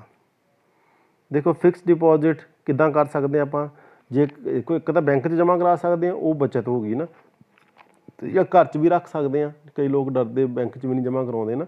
ਫਿਕਸ ਡਿਪੋਜ਼ਿਟ FD ਹੋ ਗਈ, ਬੌਂਡ ਹੋ ਗਏ, ਗੋਲਡ ਵਿੱਚ ਪੈਸਾ ਲਾ ਸਕਦੇ, ਸਟਾਕ ਮਤਲਬ ਸ਼ੇਅਰ ਖਰੀਦ ਸਕਦੇ ਹਾਂ, ਮਿਊਚੁਅਲ ਫੰਡ ਹੈਗੇ, ਪਬਲਿਕ ਪ੍ਰੋਵੀਡੈਂਟ ਫੰਡ ਹੈਗਾ, ਐਕਸਚੇਂਜ ਹੈਗੀ ਹੈ, ਨੈਸ਼ਨਲ ਪੈਨਸ਼ਨ ਸਕੀਮ ਆ, ਰੀਅਲ ਸਟੇਟ ਮਤਲਬ ਜ਼ਮੀਨ ਖਰੀਦ ਲਈ ਜਦੋਂ ਥੋੜ੍ਹੀ ਮਹਿੰਗੀ ਹੋਈ ਵੇਚਤੀ, ਘਰ ਖਰੀਦ ਲਿਆ ਜਦੋਂ ਥੋੜ੍ਹਾ ਗਾਹਕ ਚੰਗਾ ਮਿਲ ਗਿਆ ਉਹਨੂੰ ਵੇਚ ਕੇ 4 ਪੈਸੇ ਕਮਾ ਲਏ, ਇਹਨੂੰ ਕਹਿੰਦੇ ਆ ਡਿਫਰੈਂਟ ਟਾਈਪਸ ਆਫ ਇਨਵੈਸਟਮੈਂਟ। ਹੁਣ ਅਗਲੀ ਗੱਲ ਕਰਦੇ importance of investment. Ki importance ਹੈਗੀ, ਦੇਖੋ ਪਹਿਲਾਂ ਆਪਾਂ ਪੈਸੇ ਥੋੜ੍ਹੇ ਪਾਉਂਦੇ ਹਾਂ, ਫਿਰ ਉਹ ਥੋੜ੍ਹੇ ਪੈਸੇ ਹੋਰ ਜ਼ਿਆਦਾ ਹੋ ਜਾਂਦੇ ਆ, ਫਿਰ ਜ਼ਿਆਦਾ ਹੋ ਜਾਂਦੇ, ਫਿਰ ਹੋਰ ਜ਼ਿਆਦਾ ਹੋ ਜਾਂਦੇ। ਇੱਦਾਂ ਕਰਕੇ ਜੇਕਰ ਅਸੀਂ ਦਿਮਾਗ ਦਾ ਇਸਤੇਮਾਲ ਕਰਕੇ ਵਧੀਆ ਢੰਗ ਦੇ ਨਾਲ ਸਹੀ ਜਗ੍ਹਾ 'ਤੇ ਇਨਵੈਸਟਮੈਂਟ ਕਰੀਏ, ਨਿਵੇਸ਼ ਕਰੀਏ, ਤਾਂ ਸਾਡੇ ਕੋਲ 4 ਪੈਸੇ ਜਿਹੜੇ ਆ ਉਹ ਬੱਚਿਓ ਬਚ ਸਕਦੇ ਆ। ਹੁਣ ਅੱਗੇ ਨਿਵੇਸ਼ ਨੂੰ ਨਿਰਧਾਰਿਤ ਕਰਨ ਵਾਲੇ ਤੱਤ ਕਿਹੜੇ ਆ। 2 ਤੱਤਾਂ 'ਤੇ ਨਿਰਭਰ ਕਰਦਾ, ਪਹਿਲਾਂ ਲਾਭ ਦੀ ਦਰ, ਦੂਜਾ ਵਿਆਜ ਦੀ ਦਰ। ਆਪਾਂ ਪੈਸੇ ਉਦੋਂ ਲਾਵਾਂਗੇ ਨਾ ਜਦੋਂ ਸਾਨੂੰ ਲਾਭ ਜ਼ਿਆਦਾ ਹੁੰਦਾ ਹੋਊਗਾ। ਜੇ ਘਾਟਾ ਪੈਂਦਾ ਫਿਰ ਆਪਾਂ ਪੈਸੇ ਥੋੜ੍ਹੇ ਨਾ ਲਾਵਾਂਗੇ, ਨਹੀਂ ਨਾ ਲਾਵਾਂਗੇ। ਤਾਂ ਜੇਕਰ ਲਾਭ ਦੀ ਦਰ ਜ਼ਿਆਦਾ ਆ ਤਾਂ ਜ਼ਿਆਦਾ ਨਿਵੇਸ਼ ਹੋਊਗਾ। ਦੂਜਾ ਹੈ ਵਿਆਜ ਦੀ ਦਰ। ਆਪਾਂ ਪੈਸੇ ਉੱਥੇ ਦੇਵਾਂਗੇ ਜੇਕਰ ਅਸੀਂ ਨਹੀਂ ਰਿਸਕ ਜ਼ਿਆਦਾ ਲੈਣਾ ਪੈਂਦੇ, ਅਸੀਂ ਉੱਥੇ ਪੈਸੇ ਦੇਵਾਂਗੇ ਜਿੱਥੇ ਸਾਨੂੰ ਜ਼ਿਆਦਾ ਵਿਆਜ ਆਉਂਦਾ ਹੋਊਗਾ। ਠੀਕ ਹੈ ਜੀ, ਉਹ ਤੁਹਾਨੂੰ ਮੈਂ ਦੱਸਦਾ। ਆਹ ਦੇਖੋ ਬੈਂਕ ਦੇ ਰੇਟ ਆ FD ਦੇ, IDFC ਬੈਂਕ 7.25 ਦਿੰਦਾ ਆ। ਠੀਕ ਹੈ ਜੀ, ਅਤੇ ਜਿਹੜਾ IDBI ਆ ਉਹ 5.70 ਦਿੰਦਾ ਸਭ ਤੋਂ ਹੇਠਾਂ। ਯਾਨੀ ਆਹ ਦੇਖੋ 1 ਲੱਖ ਰੁਪਇਆ ਜੇਕਰ ਅਸੀਂ ਲਾਉਂਦੇ ਹਾਂ ਨਾ, ਸਾਲ ਬਾਅਦ ਸਾਨੂੰ 1,07,450 ਮਿਲਦੇ ਆ, ਇੱਥੇ 1,05,823 ਮਿਲਦੇ ਆ ਇਸ ਬੈਂਕ 'ਚ। ਤਾਂ ਅਸੀਂ ਇਸ ਬੈਂਕ 'ਚ ਪੈਸੇ ਲਾਵਾਂਗੇ ਕਿ ਇਸ ਬੈਂਕ 'ਚ ਲਾਵਾਂਗੇ, ਅਸੀਂ ਉੱਥੇ ਲਾਵਾਂਗੇ ਜਿੱਥੇ ਸਾਨੂੰ ਜ਼ਿਆਦਾ ਵਿਆਜ ਮਿਲਦਾ। ਇਹਨੂੰ ਅਸੀਂ ਕਹਿੰਦੇ ਵਿਆਜ ਦੀ ਦਰ। ਠੀਕ ਹੈ ਜੀ, ਇਹਨੂੰ ਸਮਝ ਗਏ ਤੁਸੀਂ। ਅੱਗੇ ਨਿਵੇਸ਼ ਦੇ ਪ੍ਰਕਾਰ ਹੈਗੇ ਕੁਛ ਕਿਸਮਾਂ ਆ ਨਿਵੇਸ਼ ਦੀਆਂ। ਪ੍ਰੇਰਿਤ ਨਿਵੇਸ਼ ਆ, induced investment, autonomous investment, gross investment ਅਤੇ ਨੈਟ ਇਨਵੈਸਟਮੈਂਟ। ਪ੍ਰੇਰਿਤ ਨਿਵੇਸ਼ ਕੀ ਹੁੰਦਾ, ਉਹ ਨਿਵੇਸ਼ ਹੁੰਦਾ ਜਦੋਂ ਜਿਹੜਾ ਆਮਦਨ 'ਤੇ ਜਿਹੜਾ ਲਾਭ ਦੇ ਡਿਪੈਂਡ ਕਰਦਾ ਆ, ਪ੍ਰੇਰਿਤ ਕਰਦਾ ਵੀ ਇੱਥੇ ਲਾਭ ਹੋਣਾ, ਇੱਥੇ ਪੈਸੇ ਲਾ ਦਿਓ, ਉਹਨੂੰ ਅਸੀਂ ਪ੍ਰੇਰਿਤ ਨਿਵੇਸ਼ ਕਹਿੰਦੇ ਹਾਂ। ਸਵੈ ਚਲਿਤ ਨਿਵੇਸ਼ ਕੀ ਹੁੰਦਾ, ਜਿਹਦਾ ਆਮਦਨ ਤੇ ਲਾਭ ਦੇ ਪੱਧਰ ਤੋਂ ਮੁਕਤ ਹੁੰਦਾ, ਜਿੱਥੇ ਲਾਭ ਦਾ ਨਹੀਂ ਕੋਈ ਇੱਛਾ ਹੁੰਦੀ ਵੀ ਲਾਭ ਹੋਵੇ ਜਾਂ ਨਾ ਹੋਵੇ। ਉਹ ਇਹ ਇੱਦਾਂ ਦਾ ਨਿਵੇਸ਼ ਜਿਹੜਾ ਲੋਕ ਨਹੀਂ ਕਰਦੇ। ਇੱਦਾਂ ਦਾ ਨਿਵੇਸ਼ ਕੌਣ ਕਰਦਾ, ਸਰਕਾਰ ਕਰਦੀ। ਸਰਕਾਰ ਕਿਉਂ ਕਰਦੀ ਹੈ, ਇੱਕ ਤਾਂ ਲੋਕਾਂ ਨੂੰ ਰੁਜ਼ਗਾਰ ਦੇਣਾ ਹੁੰਦਾ, ਕੁਛ ਹੁੰਦਾ ਵੀ ਉਸ ਏਰੀਏ ਦੀ ਡਿਵੈਲਪਮੈਂਟ ਕਰਨੀ ਹੁੰਦੀ। ਕਈ ਵਾਰੀ ਸਰਕਾਰ ਐਸੀਆਂ ਫੈਕਟਰੀਆਂ ਐਸੀ ਚੀਜ਼ ਵੀ ਲਾ ਲੈਂਦੀ ਹੈ ਜਿਹਦੇ ਵਿੱਚ ਉਹਨਾਂ ਨੂੰ ਘਾਟਾ ਪੈਂਦਾ, ਪਰ ਫਿਰ ਵੀ ਉਹ ਕੰਮ ਚਲਾਈ ਜਾਂਦੀ ਤਾਂ ਕਿ ਲੋਕਾਂ ਨੂੰ ਰੁਜ਼ਗਾਰ ਮਿਲ ਰਿਹਾ, ਅਤੇ ਨਾਲੇ ਉਸ ਖੇਤਰ ਦੇ ਜਿਹੜਾ ਕੱਚਾ ਮਾਲ ਆ ਜਾਂ ਜਿਹੜੇ ਲੋਕ ਆ ਉਹ ਜਿਹੜੇ ਆ ਉਹ ਆਪਣਾ ਲਿਵਿੰਗ ਸਟੈਂਡਰਡ ਜਿਹੜਾ ਵਧੀਆ ਰੱਖ ਸਕਣ, ਉਹਨੂੰ ਅਸੀਂ ਕਹਿੰਦੇ ਸਵੈ ਚਲਿਤ ਨਿਵੇਸ਼। ਕੁੱਲ ਨਿਵੇਸ਼ ਕੀ ਹੁੰਦਾ, ਇਹਦੇ ਵਿੱਚ ਕੀ ਹੁੰਦਾ ਵੀ ਇੱਕ ਵਰ੍ਹੇ ਦੌਰਾਨ ਪੂੰਜੀਗਤ ਪਦਾਰਥਾਂ ਦੇ ਕੁੱਲ ਉਤਪਾਦਨ ਨੂੰ ਕੁੱਲ ਨਿਵੇਸ਼ ਕਿਹਾ ਜਾਂਦਾ ਹੈ। ਇਹ 'ਚ 2 ਤਰ੍ਹਾਂ ਦਾ ਹੁੰਦਾ, ਇੱਕ ਸ਼ੁੱਧ ਨਿਵੇਸ਼ ਹੁੰਦਾ, ਠੀਕ ਹੈ, ਇੱਕ ਹੁੰਦਾ ਪ੍ਰਤੀਸਥਾਪਨ ਨਿਵੇਸ਼।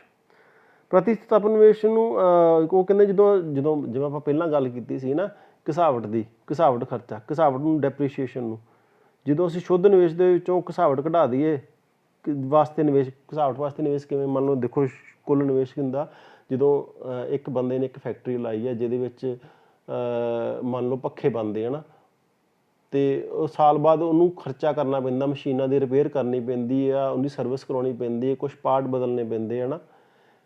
ਪਰ ਨਾਲ ਦੇ ਨਾਲ ਉਹ ਕੁਛ ਹੋਰ ਮਸ਼ੀਨਾਂ ਵੀ ਲੈ ਕੇ ਆਉਂਦਾ ਨਵੀਆਂ, ਕਿਉਂਕਿ ਟੈਕਨੀਕ ਵੱਧਦੀ ਜਾਂਦੀ ਹੈ ਨਾ, ਕੁਛ ਹੋਰ ਮਸ਼ੀਨਾਂ ਵੀ ਲੈ ਆਉਂਦਾ।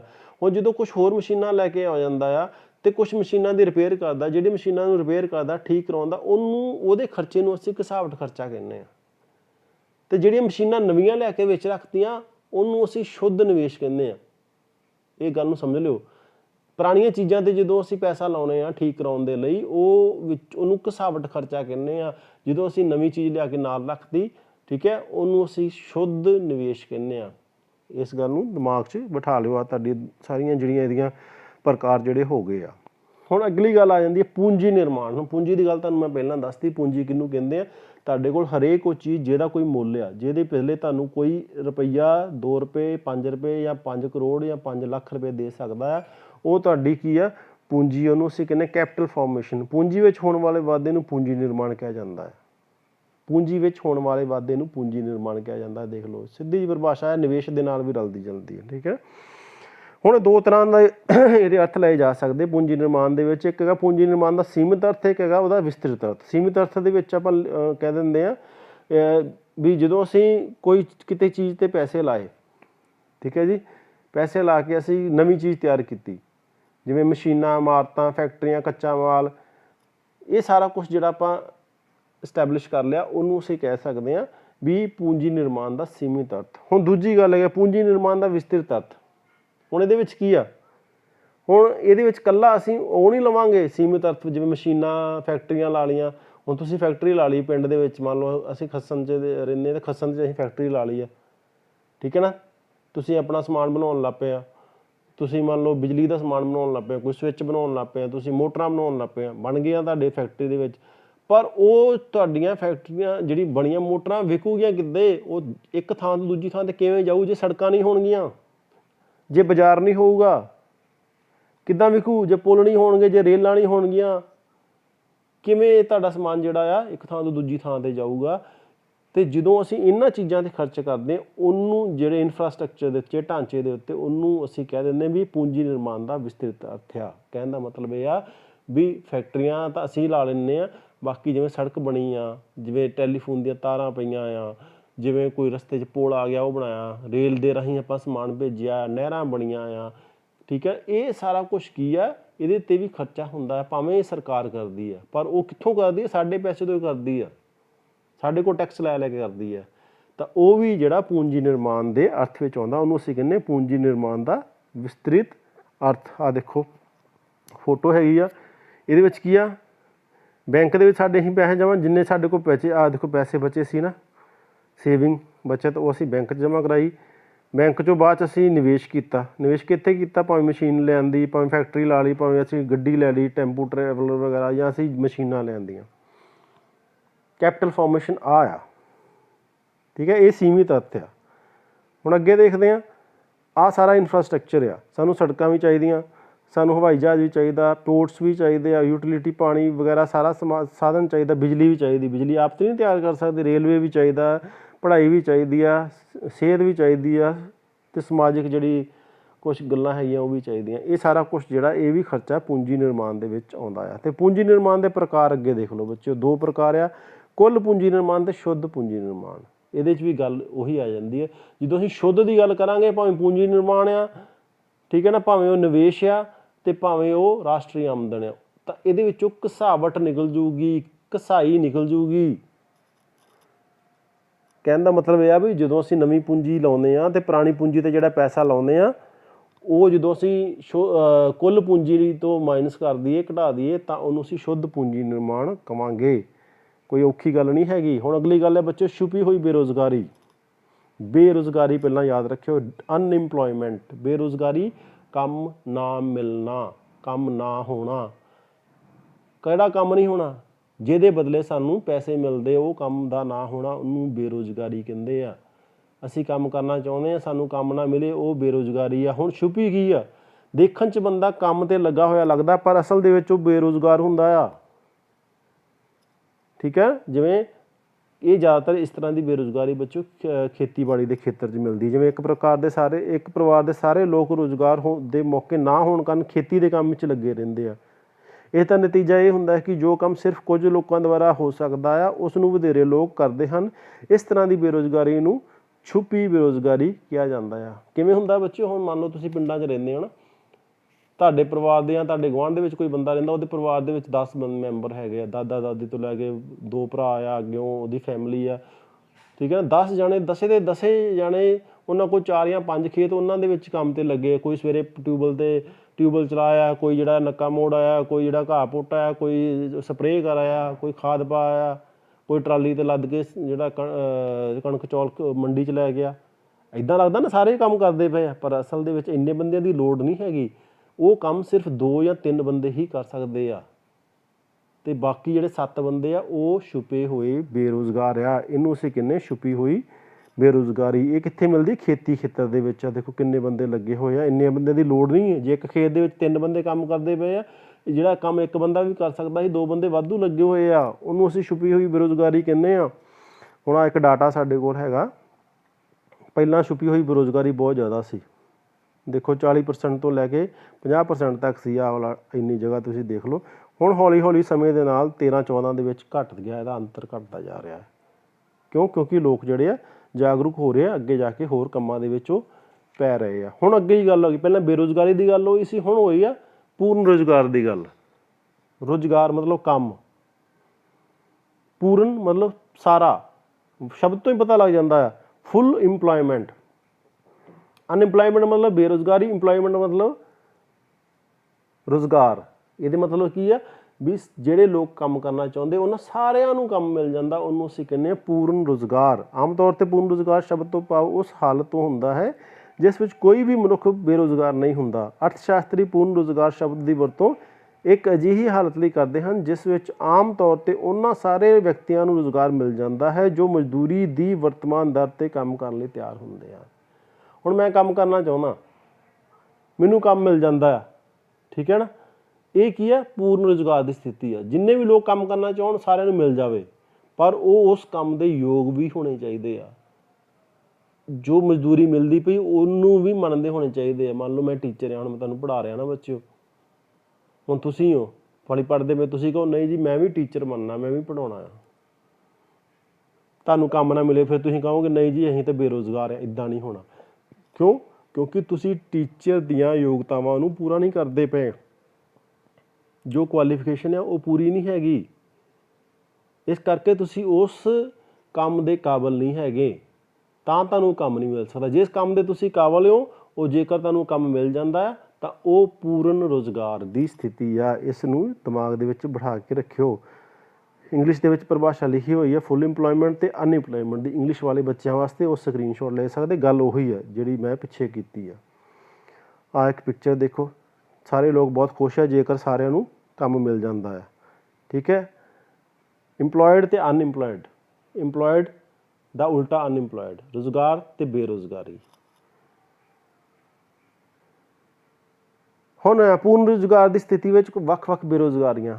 ਜੇਕਰ ਹੁਣ ਕਈ ਵਾਰੀ ਕੀ ਹੁੰਦਾ ਬੱਚਿਓ, ਹਾਲਾਤ ਕੀ ਹੁੰਦੇ, ਹਾਂ ਵੀ ਇੱਦਾਂ ਹੁੰਦਾ ਦੇਸ਼ ਦੇ ਸਰਕਾਰ ਕਹਿੰਦੀ ਅਸੀਂ ਸਾਰੇ ਲੋਕਾਂ ਨੂੰ ਕੰਮ ਦਿੱਤਾ ਹੋਇਆ, ਪਰ ਫਿਰ ਵੀ ਕੁਛ ਬੇਰੁਜ਼ਗਾਰੀਆਂ ਮਿਲ ਜਾਂਦੀਆਂ। ਉਹ ਕਿਹੜੀਆਂ ਆ? ਪਹਿਲੀ ਹੈਗੀ ਇੱਛੁਕ ਬੇਰੁਜ਼ਗਾਰੀ। ਇੱਛੁਕ ਮਤਲਬ ਇੱਛਾ ਦੇ ਨਾਲ, ਮੰਨ ਲਓ ਮੈਂ ਕੰਮ ਨਹੀਂ ਕਰਨਾ ਚਾਹੁੰਦਾ, ਉਹ ਇੱਛੁਕ ਬੇਰੁਜ਼ਗਾਰੀ ਹੈ। ਤਾਂ ਲੋਕਾਂ ਨੇ ਇਹ ਕਹਿਣਾ ਇਹ ਬੰਦਾ ਤਾਂ ਕੰਮ ਨਹੀਂ ਕਰਦਾ ਪਿਆ, ਇਹਨੂੰ ਕੰਮ ਨਹੀਂ ਮਿਲਿਆ ਇਹਦਾ ਮਤਲਬ, ਪਰ ਅਸਲ ਦੇ ਵਿੱਚ ਮੈਂ ਆਪਣੀ ਇੱਛਾ ਦੇ ਨਾਲ ਨਹੀਂ ਕੋਈ ਕੰਮ ਕਰਨਾ ਚਾਹੁੰਦਾ, ਮੇਰੀ ਇੱਛਾ ਮੈਂ ਕੋਈ ਨਹੀਂ ਕੰਮ ਕਰਨਾ ਚਾਹੁੰਦਾ, ਉਹਨੂੰ ਕਹਿੰਦੇ ਇੱਛੁਕ ਬੇਰੁਜ਼ਗਾਰੀ। ਫਿਰ ਹੈਗੀ ਸੰਘਰਸ਼ਾਤਮਕ ਬੇਰੁਜ਼ਗਾਰੀ, ਫ੍ਰਿਕਸ਼ਨਲ ਅਨਇੰਪਲੋਇਮੈਂਟ। ਇਹ ਬੇਰੁਜ਼ਗਾਰੀ ਜਿਵੇਂ ਹੁੰਦਾ ਕੀ ਆ ਬੱਚਿਓ, ਕਈ ਵਾਰੀ ਨਾ ਫੈਕਟਰੀ ਦੇ ਵਿੱਚ ਕੰਮ ਚੱਲਦਾ ਹੁੰਦਾ। ਹੁਣ ਜੇ ਮੰਨ ਲਓ ਆਪਾਂ ਕੋਈ ਚੀਜ਼ ਬੋਟਲ ਬਣਾਉਣੀ ਹੈ ਨਾ, ਪਲਾਸਟਿਕ ਚਾਹੀਦਾ। ਹੁਣ ਪਲਾਸਟਿਕ ਜਿਹੜਾ ਉਹ ਪਿੱਛੋਂ ਆਇਆ ਹੀ ਨਹੀਂ ਗਾ, ਕੱਚਾ ਮਾਲ ਹੀ ਨਹੀਂ ਆਇਆ, ਆਪਾਂ ਕਿਵੇਂ ਬਣਾਵਾਂਗੇ? ਠੀਕ ਹੈ। ਹੁਣ ਮੰਨ ਲਓ ਆਪਾਂ ਗੁੜ ਬਣਾਉਣਾ ਜਾਂ ਖੰਡ ਬਣਾਉਣੀ ਆ, ਅਤੇ ਜੇਕਰ ਸਾਡੇ ਕੋਲ ਗੰਨਾ ਹੀ ਨਹੀਂ ਆਇਆ ਤਾਂ ਆਪਾਂ ਖੰਡ ਕਾਹਦੀ ਬਣਾਵਾਂਗੇ? ਤਾਂ ਜਦੋਂ ਇਹ ਸਮਾਨ ਹੀ ਨਹੀਂ ਹੋਊਗਾ, ਕੱਚਾ ਮਾਲ ਹੀ ਨਹੀਂ ਹੋਊਗਾ, ਤਾਂ ਫੈਕਟਰੀ ਬੰਦ ਹੋ ਜਾਊਗੀ ਅਤੇ ਜਿਹੜੇ ਲੋਕ ਕੰਮ ਕਰਦੇ ਆ ਉਹ ਕੁਛ ਚਿਰ ਦੇ ਲਈ ਬੇਰੁਜ਼ਗਾਰ ਹੋ ਜਾਣਗੇ। ਉਹਨੂੰ ਅਸੀਂ ਕਹਿੰਦੇ ਹਾਂ ਸੰਘਰਸ਼ਾਤਮਕ ਬੇਰੁਜ਼ਗਾਰੀ, ਠੀਕ ਹੈ। ਫਿਰ ਅੱਗੇ ਆ ਮੌਸਮੀ ਬੇਰੁਜ਼ਗਾਰੀ। ਮੌਸਮ ਦੇ ਕਾਰਨ ਜਿਹੜੀ ਬੇਰੁਜ਼ਗਾਰੀ ਹੁੰਦੀ ਆ, ਜਾਂ ਫੈਸ਼ਨ ਦੇ ਨਾਲ ਜਿਹੜੇ ਕੁਛ ਚੀਜ਼ਾਂ ਬਦਲ ਜਾਂਦੀਆਂ, ਉਹਨੂੰ ਅਸੀਂ ਜਿਹੜਾ ਆ ਮੌਸਮੀ ਬੇਰੁਜ਼ਗਾਰੀ ਕਹਿੰਦੇ। ਜਿਵੇਂ ਦੇਖੋ ਬਰਫ਼ ਜਿਹੜੀ ਹੈ, ਬਰਫ਼ ਗਰਮੀਆਂ ਜ਼ਿਆਦਾ ਲੱਗਦੀ, ਸਰਦੀਆਂ 'ਚ ਵੀ ਲੱਗਦੀ ਹੈ ਪਰ ਘੱਟ ਲੱਗਦੀ ਹੈ, ਤਾਂ ਘੱਟ ਬੰਦਿਆਂ ਦੀ ਲੋੜ ਪੈਂਦੀ ਹੈ, ਠੀਕ ਹੈ ਜੀ। ਉਹਨੂੰ ਆਪਾਂ ਮੌਸਮੀ ਬੇਰੁਜ਼ਗਾਰੀ ਕਹਿੰਦੇ ਹਾਂ। ਸੰਰਚਨਾਤਮਕ ਬੇਰੁਜ਼ਗਾਰੀ, ਇਹ ਬੇਰੁਜ਼ਗਾਰੀ ਅਰਥ ਵਿਵਸਥਾ ਵਿੱਚ ਹੋਣ ਵਾਲੇ ਸੰਰਚਨਾਤਮਕ ਪਰਿਵਰਤਨਾਂ ਦੇ ਕਾਰਨ ਹੁੰਦੀ ਆ। ਜਿਵੇਂ ਆਪਾਂ ਕਿਸੇ ਦੇਸ਼ ਨੂੰ ਕੁਛ ਸਮਾਨ ਭੇਜਦੇ ਹਾਂ, ਬਾਹਰਲੇ ਦੇਸ਼ ਨੂੰ ਨਾ, ਇਸ ਸਾਲ ਅਸੀਂ ਭੇਜਿਆ, ਉਹਨਾਂ ਬਹੁਤ ਸਾਰਾ ਵੱਡਾ ਆਰਡਰ ਦੇ ਦਿੱਤਾ, ਹਾਂ ਵੀ ਸਾਨੂੰ ਜਿਹੜੇ ਆ ਵੀ ਤੁਸੀਂ 5 ਲੱਖ ਜਿਹੜੇ ਆ ਬਾਕਸ ਬਣਾ ਕੇ ਭੇਜੋ, ਅਸੀਂ ਭੇਜਤੇ। ਅਗਲੇ ਸਾਲ ਸਾਨੂੰ ਆਰਡਰ ਨਹੀਂ ਮਿਲਿਆ, ਠੀਕ ਹੈ। ਅਗਲੇ ਸਾਲ ਸਾਨੂੰ ਉਹਨਾਂ ਨੇ ਕੰਮ ਹੀ ਨਹੀਂ ਦਿੱਤਾ ਬਾਹਰਲੇ ਦੇਸ਼ ਨੇ, ਅਤੇ ਅਸੀਂ ਕੀ ਕਰਦੇ? ਬੰਦੇ ਸਾਡੇ ਵਿਹਲੇ ਹੋ ਗਏ ਨਾ। ਉਹਨੂੰ ਅਸੀਂ ਕਹਿੰਦੇ ਹਾਂ ਸੰਰਚਨਾਤਮਕ ਬੇਰੁਜ਼ਗਾਰੀ। ਤਕਨੀਕੀ ਬੇਰੁਜ਼ਗਾਰੀ, ਤਕਨੀਕੀ ਮਤਲਬ ਨਵੀਂ ਤਕਨੀਕ ਦੇ ਆਉਣ ਨਾਲ। ਜਿਵੇਂ ਅੱਗੇ ਮਸ਼ੀਨਾਂ ਚੱਲਦੀਆਂ, ਹੱਥ ਨਾਲ ਚਲਾਉਂਦੇ ਅਸੀਂ, ਫਿਰ ਗਾਂਹ ਕੀ ਹੈ ਕੰਪਿਊਟਰ ਨਾਲ ਚੱਲਣ ਲੱਗ ਪਿਆ, ਆਟੋਮੈਟਿਕ ਸਭ ਕੁਛ, ਕਿਸੇ ਦੀ ਬੰਦੇ ਦੀ ਲੋੜ ਹੀ ਨਹੀਂ ਹੈਗੀ। ਆਪਾਂ ਤੁਸੀਂ ਦੇਖਦੇ ਹਾਂ ਡਿਸਕਵਰੀ 'ਤੇ ਦਿਖਾਉਂਦੇ ਆ, ਉਹ ਲੇਜ਼ ਬਣਾਉਂਦੇ ਆ ਜਾਂ ਕੁਛ ਹੋਰ ਬਣਾਉਂਦੇ ਆ, ਉਹ ਇੱਕ ਥਾਂ 'ਤੇ ਤੁਸੀਂ ਆਲੂ ਦੀ ਬੋਰੀ ਢੇਰ ਕਰ ਦਿੰਦੇ ਆ, ਉਹ ਵੀ ਆਟੋਮੈਟਿਕ ਹੁੰਦਾ ਸਾਰਾ ਕੁਝ ਹੀ। ਤੋਂ ਬਾਕੀ ਸਾਰਾ ਸਿਸਟਮ ਪੈਕ ਹੋਣ ਤੱਕ ਸਭ ਕੁਝ ਆਟੋਮੈਟਿਕ ਚੱਲਦਾ। ਇਹਨੂੰ ਅਸੀਂ ਤਕਨੀਕੀ ਬੇਰੁਜ਼ਗਾਰੀ ਕਹਿੰਦੇ। ਕਿੱਥੇ ਇਹਦੇ ਇੱਕ ਬੰਦੇ ਨੇ ਉਹਨੂੰ ਛਿੱਲਣਾ ਸੀ, ਕੱਟਣਾ ਸੀ, ਵੱਢਣਾ ਸੀ, ਉਹਨੂੰ ਫਰਾਈ ਕਰਨਾ ਸੀ, ਪੈਕ ਕਰਨਾ ਸੀ, ਕਿੰਨੇ ਬੰਦੇ ਜਿਹੜੇ ਕੰਮ 'ਤੇ ਲੱਗਣੇ, ਸਾਰੇ ਦੇ ਸਾਰੇ ਬੇਰੁਜ਼ਗਾਰ ਹੋ ਗਏ। ਉਹਨੂੰ ਅਸੀਂ ਕਹਿੰਦੇ ਹਾਂ ਤਕਨੀਕੀ ਬੇਰੁਜ਼ਗਾਰੀ। ਠੀਕ ਹੈ ਬੱਚਿਓ। ਅਤੇ ਇਹ ਹੁਣ ਸ਼ਬਦ ਨੂੰ ਸਮਝ ਕੇ ਰੱਖਣਾ ਤੁਸੀਂ। ਰੁਜ਼ਗਾਰ ਮਤਲਬ ਕੰਮ, ਬੇਰੁਜ਼ਗਾਰ ਕੰਮ ਤੋਂ ਬਿਨਾਂ। ਇਹ ਦੋ ਚੀਜ਼ਾਂ ਨੂੰ ਤੁਸੀਂ ਯਾਦ ਰੱਖੋਗੇ ਅਤੇ ਤੁਹਾਡਾ ਕੰਮ ਸਹੀ ਢੰਗ ਨਾਲ ਹੋ ਜਾਊਗਾ। ਨੈਕਸਟ ਹੈ ਬੱਚਿਓ ਮੁਦਰਾ ਸਫੀਤੀ, ਇਨਫਲੇਸ਼ਨ। ਇਹਦਾ ਡੈਫੀਨੇਸ਼ਨ ਆਪਾਂ ਦੇਖਦੇ ਹਾਂ। ਸ਼ਬਦਕੋਸ਼ ਦੇ ਅਨੁਸਾਰ ਅੰਗਰੇਜ਼ੀ ਭਾਸ਼ਾ ਦੇ ਇਨਫਲੇਸ਼ਨ ਸ਼ਬਦ ਦਾ ਅਰਥ ਹੈ ਫੈਲਾਵ ਜਾਂ ਵਾਧਾ। ਜਦੋਂ ਫੁੱਟਬਾਲ ਦੇ ਬਲੈਡਰ ਵਿੱਚ ਹਵਾ ਭਰੀ ਜਾਂਦੀ ਹੈ ਤਾਂ ਉਸ ਵਿੱਚ ਫੈਲਾਵ ਆ ਜਾਂਦਾ ਹੈ। ਇਸੇ ਤਰ੍ਹਾਂ ਕੀਮਤ ਪੱਧਰ ਦੇ ਸੰਬੰਧ ਵਿੱਚ ਇਨਫਲੇਸ਼ਨ ਦਾ ਅਰਥ ਹੈ ਕੀਮਤਾਂ ਵਿੱਚ ਹੋਣ ਵਾਲਾ ਵਾਧਾ। ਯਾਨੀ ਜਦੋਂ ਆਪਾਂ ਦੇਖਦੇ ਹਾਂ ਵੀ ਕੀਮਤਾਂ ਲਗਾਤਾਰ ਵੱਧਦੀਆਂ ਜਾਂਦੀਆਂ ਆ, ਉਸ ਨੂੰ ਅਸੀਂ ਮੁਦਰਾ ਸਫੀਤੀ ਜਾਂ ਇਨਫਲੇਸ਼ਨ ਕਹਿੰਦੇ ਹਾਂ। ਜਿਵੇਂ ਤੁਸੀਂ ਦੇਖ ਰਹੇ ਹੋ ਅੱਜ ਕੱਲ੍ਹ ਵੀ ਪੈਟਰੋਲ ਡੀਜ਼ਲ ਦੀਆਂ ਕੀਮਤਾਂ ਇੱਕ ਸਾਲ ਦੇ ਵਿੱਚ ਹੀ ਕਿੰਨੀਆਂ ਹੀ ਵੱਧ ਗਈਆਂ। ਇਹ ਸਥਿਤੀ ਜਿਹੜੀ ਆ ਇਹਨੂੰ ਆਪਾਂ ਇਨਫਲੇਸ਼ਨ ਕਹਾਂਗੇ। ਹੁਣ ਆਹ ਦੇਖੋ, ਜਿਵੇਂ ਇੱਕ ਵਿਅਕਤੀ ਹਵਾ ਭਰ ਰਿਹਾ ਹੈ ਇੱਕ ਬੈਲੂਨ ਦੇ ਵਿੱਚ ਅਤੇ ਬੈਲੂਨ ਵੱਧਦਾ ਜਾ ਰਿਹਾ ਹੈ, ਇਹ ਆ ਇਨਫਲੇਸ਼ਨ। ਜਿਵੇਂ ਸਾਡੀ ਅਰਥ ਵਿਵਸਥਾ ਜਿਹੜੀ ਆ ਉਹਦੇ 'ਚ ਜਦੋਂ ਕੀਮਤਾਂ ਵੱਧਦੀਆਂ ਜਾਂਦੀਆਂ, ਮੰਨ ਲਓ ਇੱਥੇ ਕੋਈ ਚੀਜ਼ ਜਿਹੜੀ ਸੀਗੀ ਉਹ ਬੱਚੇ ਉਹ 10 ਰੁਪਏ ਦੀ ਸੀ, ਉਹ ਵੱਧਦੀ ਅੱਗੇ 100 ਰੁਪਏ ਹੋ ਜਾਂਦੀ ਹੈ। ਉਹ ਇੱਕ ਇਨਫਲੇਸ਼ਨ ਦੀ ਸਥਿਤੀ ਆ, ਯਾਨੀ ਮੁਦਰਾ ਸਫੀਤੀ ਦੀ ਸਥਿਤੀ ਆ। ਠੀਕ ਹੈ ਜੀ। ਇਸ ਤਰ੍ਹਾਂ ਆਪਾਂ ਜਿਹੜੀਆਂ ਆਹ ਦੇਖੋ, ਆਹ ਇੱਕ ਟਰੋਲੀ ਹੈ ਜਿਹਦੇ 'ਚ ਆਪਾਂ ਸਮਾਨ ਲੈ ਕੇ ਆਉਂਦੇ ਹਾਂ। ਅੱਗੇ ਉਹ ਸਮਾਨ ਸਾਨੂੰ ਇੱਕ ਵਾਰੀ ਇੱਥੇ ਮਿਲਦਾ ਸੀਗਾ ਅਤੇ ਹੁਣ ਸਾਨੂੰ ਇੰਨੇ ਪੈਸੇ ਦੇ ਕੇ ਹੀ ਉਹ ਸਮਾਨ ਜਿਹੜਾ ਮਿਲਦਾ ਆ। ਠੀਕ ਹੈ ਜੀ। ਤਾਂ ਬੱਚਿਓ ਆਪਾਂ ਜਿਹੜਾ ਨਾ ਇਹਦੀ ਉਦਾਹਰਨ ਵੀ ਇੱਕ ਲੈ ਸਕਦੇ ਹਾਂ। ਜਿਵੇਂ 1956 ਵਿੱਚ ਪੈਟਰੋਲ 1 ਰੁਪਏ ਲੀਟਰ ਸੀ ਅਤੇ ਅੱਜ ਦੀ ਜੇਕਰ ਆਪਾਂ ਗੱਲ ਕਰਾਂਗੇ ਤਾਂ ਪੈਟਰੋਲ ਜਿਹੜਾ 102 ਰੁਪਏ ਲੀਟਰ ਹੋ ਗਿਆ ਆ। ਉਸ ਤੋਂ ਅਗਲੀ ਡੈਫੀਨੇਸ਼ਨ ਸਾਡੀ ਹੈਗੀ ਆ ਮੁਦਰਾ ਦੀ ਪੂਰਤੀ, ਸਪਲਾਈ ਆਫ ਮਨੀ। ਯਾਨੀ ਜਿਹੜੇ ਪੈਸੇ ਬਾਜ਼ਾਰ ਦੇ ਵਿੱਚ ਆਉਂਦੇ ਆ, ਆਪਾਂ ਦੇਖਦੇ ਹਾਂ ਵੀ ਨਵੇਂ ਨੋਟ ਆਏ ਆ, ਨਵੇਂ ਸਿੱਕੇ ਆਏ ਆ, ਅਤੇ ਉਹ ਕਿਵੇਂ ਅਤੇ ਕਿੱਥੋਂ ਆਉਂਦੇ ਆ ਉਹਦੇ ਬਾਰੇ। ਆਮ ਤੌਰ 'ਤੇ ਮੁਦਰਾ ਦੀ ਪੂਰਤੀ ਤੋਂ ਭਾਵ ਹੈ ਜਨਤਾ ਕੋਲ ਕਰੰਸੀ ਅਤੇ ਬੈਂਕਾਂ ਦੀ ਜਮ੍ਹਾਂ ਰਾਸ਼ੀ ਤੋਂ ਲਿਆ ਜਾਂਦਾ ਹੈ। ਠੀਕ ਹੈ। ਇਹ ਆ ਸਪਲਾਈ ਆਫ ਮਨੀ। ਆਹ ਦੇਖੋ ਜਿਵੇਂ ਪੈਸੇ ਆ ਰਹੇ ਆ, ਇਹ ਨਵੇਂ ਨੋਟ ਕਿੱਥੋਂ ਆਉਂਦੇ ਆ, ਆ ਮਸ਼ੀਨਾਂ ਆ। ਦੇਖੋ 200 ਦਾ ਨੋਟ ਛਪ ਰਿਹਾ ਆ, ਤਾਂ ਇਸ ਤਰ੍ਹਾਂ ਕਰਕੇ ਜਿਹੜਾ ਨੋਟ ਜਿਹੜੇ ਨਵੇਂ ਛਾਪੇ ਜਾਂਦੇ ਆ ਅਤੇ ਉਹਨੂੰ ਬਾਜ਼ਾਰ ਦੇ ਵਿੱਚ ਫਿਰ ਭੇਜਿਆ ਜਾਂਦਾ ਆ। ਇਹ ਆ ਮੁਦਰਾ ਦੀ ਪੂਰਤੀ, ਸਪਲਾਈ ਆਫ ਮਨੀ। ਇਹਦੀਆਂ ਪਰਿਭਾਸ਼ਾਵਾਂ ਆਪਾਂ 2-3 ਤਰੀਕਿਆਂ 'ਚ ਦੇਖ ਸਕਦੇ ਹਾਂ। ਕੀ ਆ, ਰਿਜ਼ਰਵ ਬੈਂਕ ਨੇ ਜਿਹੜੀ ਮੁਦਰਾ ਦੀ ਪੂਰਤੀ ਉਹਦੀਆਂ ਕੁਛ ਧਾਰਨਾਵਾਂ ਦਿੱਤੀਆਂ। ਦੇਖੋ, ਇੱਕ M1 ਹੈ, ਇੱਕ M2 ਆ, ਇੱਕ M3 ਆ, ਇੱਕ M4 ਆ। M1 ਦੇ ਵਿੱਚ ਕੀ ਆ, ਜਨਤਾ ਕੋਲ ਕਰੰਸੀ, ਯਾਨੀ ਜਿੰਨੇ ਵੀ ਲੋਕ ਦੇਸ਼ 'ਚ ਰਹਿੰਦੇ ਉਹਨਾਂ ਕੋਲ ਕਿੰਨੇ ਪੈਸੇ ਆ, ਭਾਵੇਂ ਨੋਟ ਆ, ਭਾਵੇਂ ਪੈਸੇ ਆ, ਭਾਵੇਂ ਸਿੱਕੇ ਆ, ਉਹ ਕਿੰਨੇ ਆ, ਇਹ ਜਿਹੜਾ ਆ M1 ਆ। ਇਹਦੇ ਵਿੱਚ ਇੱਕ ਨਾਲ ਹੋਰ ਚੀਜ਼ ਹੈ, ਬੈਂਕਾਂ ਵਿੱਚ ਮੰਗ ਜਮ੍ਹਾਂ ਤੁਹਾਨੂੰ ਪਹਿਲਾਂ ਦੱਸ ਚੁੱਕਿਆ ਹਾਂ। ਮੰਗ ਜਮ੍ਹਾਂ ਕੀ ਹੁੰਦਾ, ਜਿਹੜੇ ਪੈਸੇ ਆਪਾਂ ਸੇਵਿੰਗ ਅਕਾਊਂਟ ਜਮ੍ਹਾਂ ਕਰਦੇ ਹਾਂ। ਜਿਵੇਂ ਮੰਨ ਲਓ ਅੱਜ 100 ਰੁਪਏ ਜਮ੍ਹਾਂ ਕਰਾਇਆ, ਠੀਕ ਹੈ, ਉਹਦੇ ਵਿੱਚੋਂ ਕੁਛ ਕਢਾ ਵੀ ਸਕਦੇ ਹਾਂ, ਉਸੇ ਵੇਲੇ ਕਢਾ ਸਕਦੇ ਹਾਂ, ਅਗਲੇ ਦਿਨ ਕਢਾ ਸਕਦੇ, ਉਹ ਮੰਗ ਜਮ੍ਹਾਂ ਆ। ਠੀਕ ਹੈ।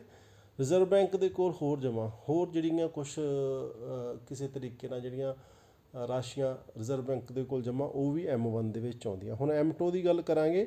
ਇਹਦੇ ਵਿੱਚ ਇੱਕ ਤੁਸੀਂ ਦੇਖ ਲਓ, M1 ਸਾਰਾ ਦਾ ਸਾਰਾ ਹੀ ਆ ਗਿਆ, ਜਨਤਾ ਕੋਲ ਕਰੰਸੀ, ਬੈਂਕ ਦੀ ਮੰਗ ਜਮ੍ਹਾਂ ਅਤੇ ਰਿਜ਼ਰਵ ਬੈਂਕ ਕੋਲ ਜਮ੍ਹਾਂ, ਇਹ M1 ਸੀ। ਯਾਨੀ ਤੁਸੀਂ ਉਹਨੂੰ ਦੇਖ ਸਕਦੇ M1 ਪਲੱਸ ਡਾਕਖਾਨਿਆਂ ਦੇ ਬਚਤ ਬੈਂਕਾਂ ਵਿੱਚ ਜਮ੍ਹਾਂ। ਹੁਣ ਜਿਹੜੇ ਦੇਖੋ ਡਾਕਖਾਨੇ ਆ ਬੱਚੇ, ਉਹਨਾਂ ਦੇ ਵਿੱਚ ਵੀ ਪੈਸੇ ਜਮ੍ਹਾਂ ਹੁੰਦੇ ਆ। ਕਿਵੇਂ ਹੁੰਦੇ ਆ, ਇੰਦਰਾ ਵਿਕਾਸ ਪੱਤਰ, ਕਿਸਾਨ ਵਿਕਾਸ ਪੱਤਰ, ਪੈਨਸ਼ਨ ਸਕੀਮਾਂ, ਹੋਰ ਵੀ ਕਈ ਤਰ੍ਹਾਂ ਦੀਆਂ ਸਕੀਮਾਂ ਜਿਹੜੀਆਂ ਪੋਸਟ ਆਫਿਸ ਦੇ ਵਿੱਚ ਚੱਲਦੀਆਂ, ਡਾਕਖਾਨਿਆਂ 'ਚ ਚੱਲਦੀਆਂ। ਕਿਉਂਕਿ ਆਪਾਂ ਦੇਖਦੇ ਹਾਂ ਵੀ ਜਿਹੜੇ ਬੈਂਕ ਆ ਉਹ ਹਰ ਪਿੰਡ ਵਿੱਚ ਨਹੀਂ ਹੈਗੇ, ਪਰ ਡਾਕਖਾਨੇ ਹਰ ਪਿੰਡ ਦੇ ਵਿੱਚ ਹੈਗੇ ਆ।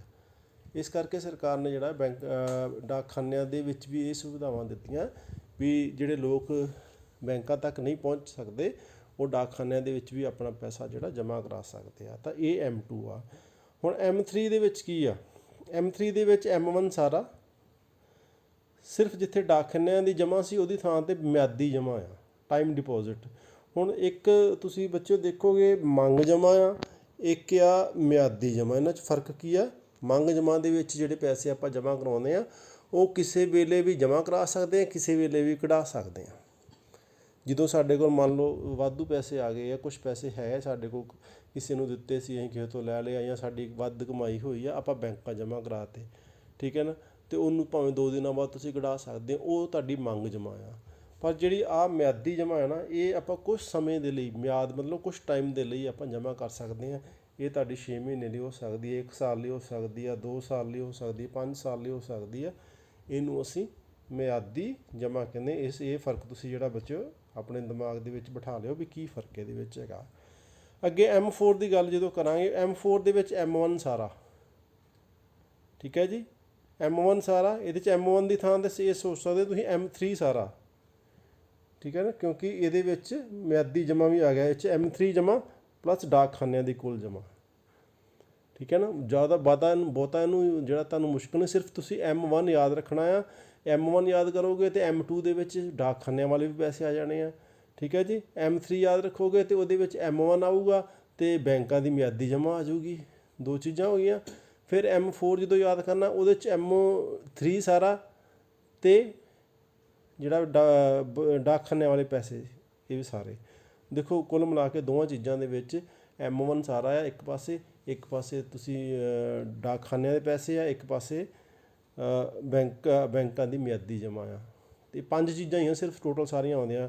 ਜਨਤਾ ਕੋਲ ਕਰੰਸੀ, ਬੈਂਕਾਂ ਦੀ ਮੰਗ ਜਮ੍ਹਾਂ, ਰਿਜ਼ਰਵ ਬੈਂਕ ਕੋਲ ਜਮ੍ਹਾਂ, ਡਾਕਖਾਨਿਆਂ ਵਿੱਚ ਜਮ੍ਹਾਂ ਅਤੇ ਬੈਂਕਾਂ ਵਿੱਚ ਮਿਆਦੀ ਜਮ੍ਹਾਂ। ਇਹ 5 ਚੀਜ਼ਾਂ ਆ, 5 ਚੀਜ਼ਾਂ ਹੀ ਘੁੰਮ ਰਹੀਆਂ ਆ, ਠੀਕ ਹੈ। ਇਹ M1 M2 M3 M4 ਇਹ ਆ ਮੁਦਰਾ ਦੀ ਪੂਰਤੀ। ਇਹ ਤੁਸੀਂ ਜਿਹੜਾ ਕਿਸੇ ਵੀ ਹਿਸਾਬ ਦੇ ਨਾਲ ਦਿਮਾਗ ਦੇ ਵਿੱਚ ਗੱਲ ਨੂੰ ਬਿਠਾ ਸਕਦੇ ਹੋ।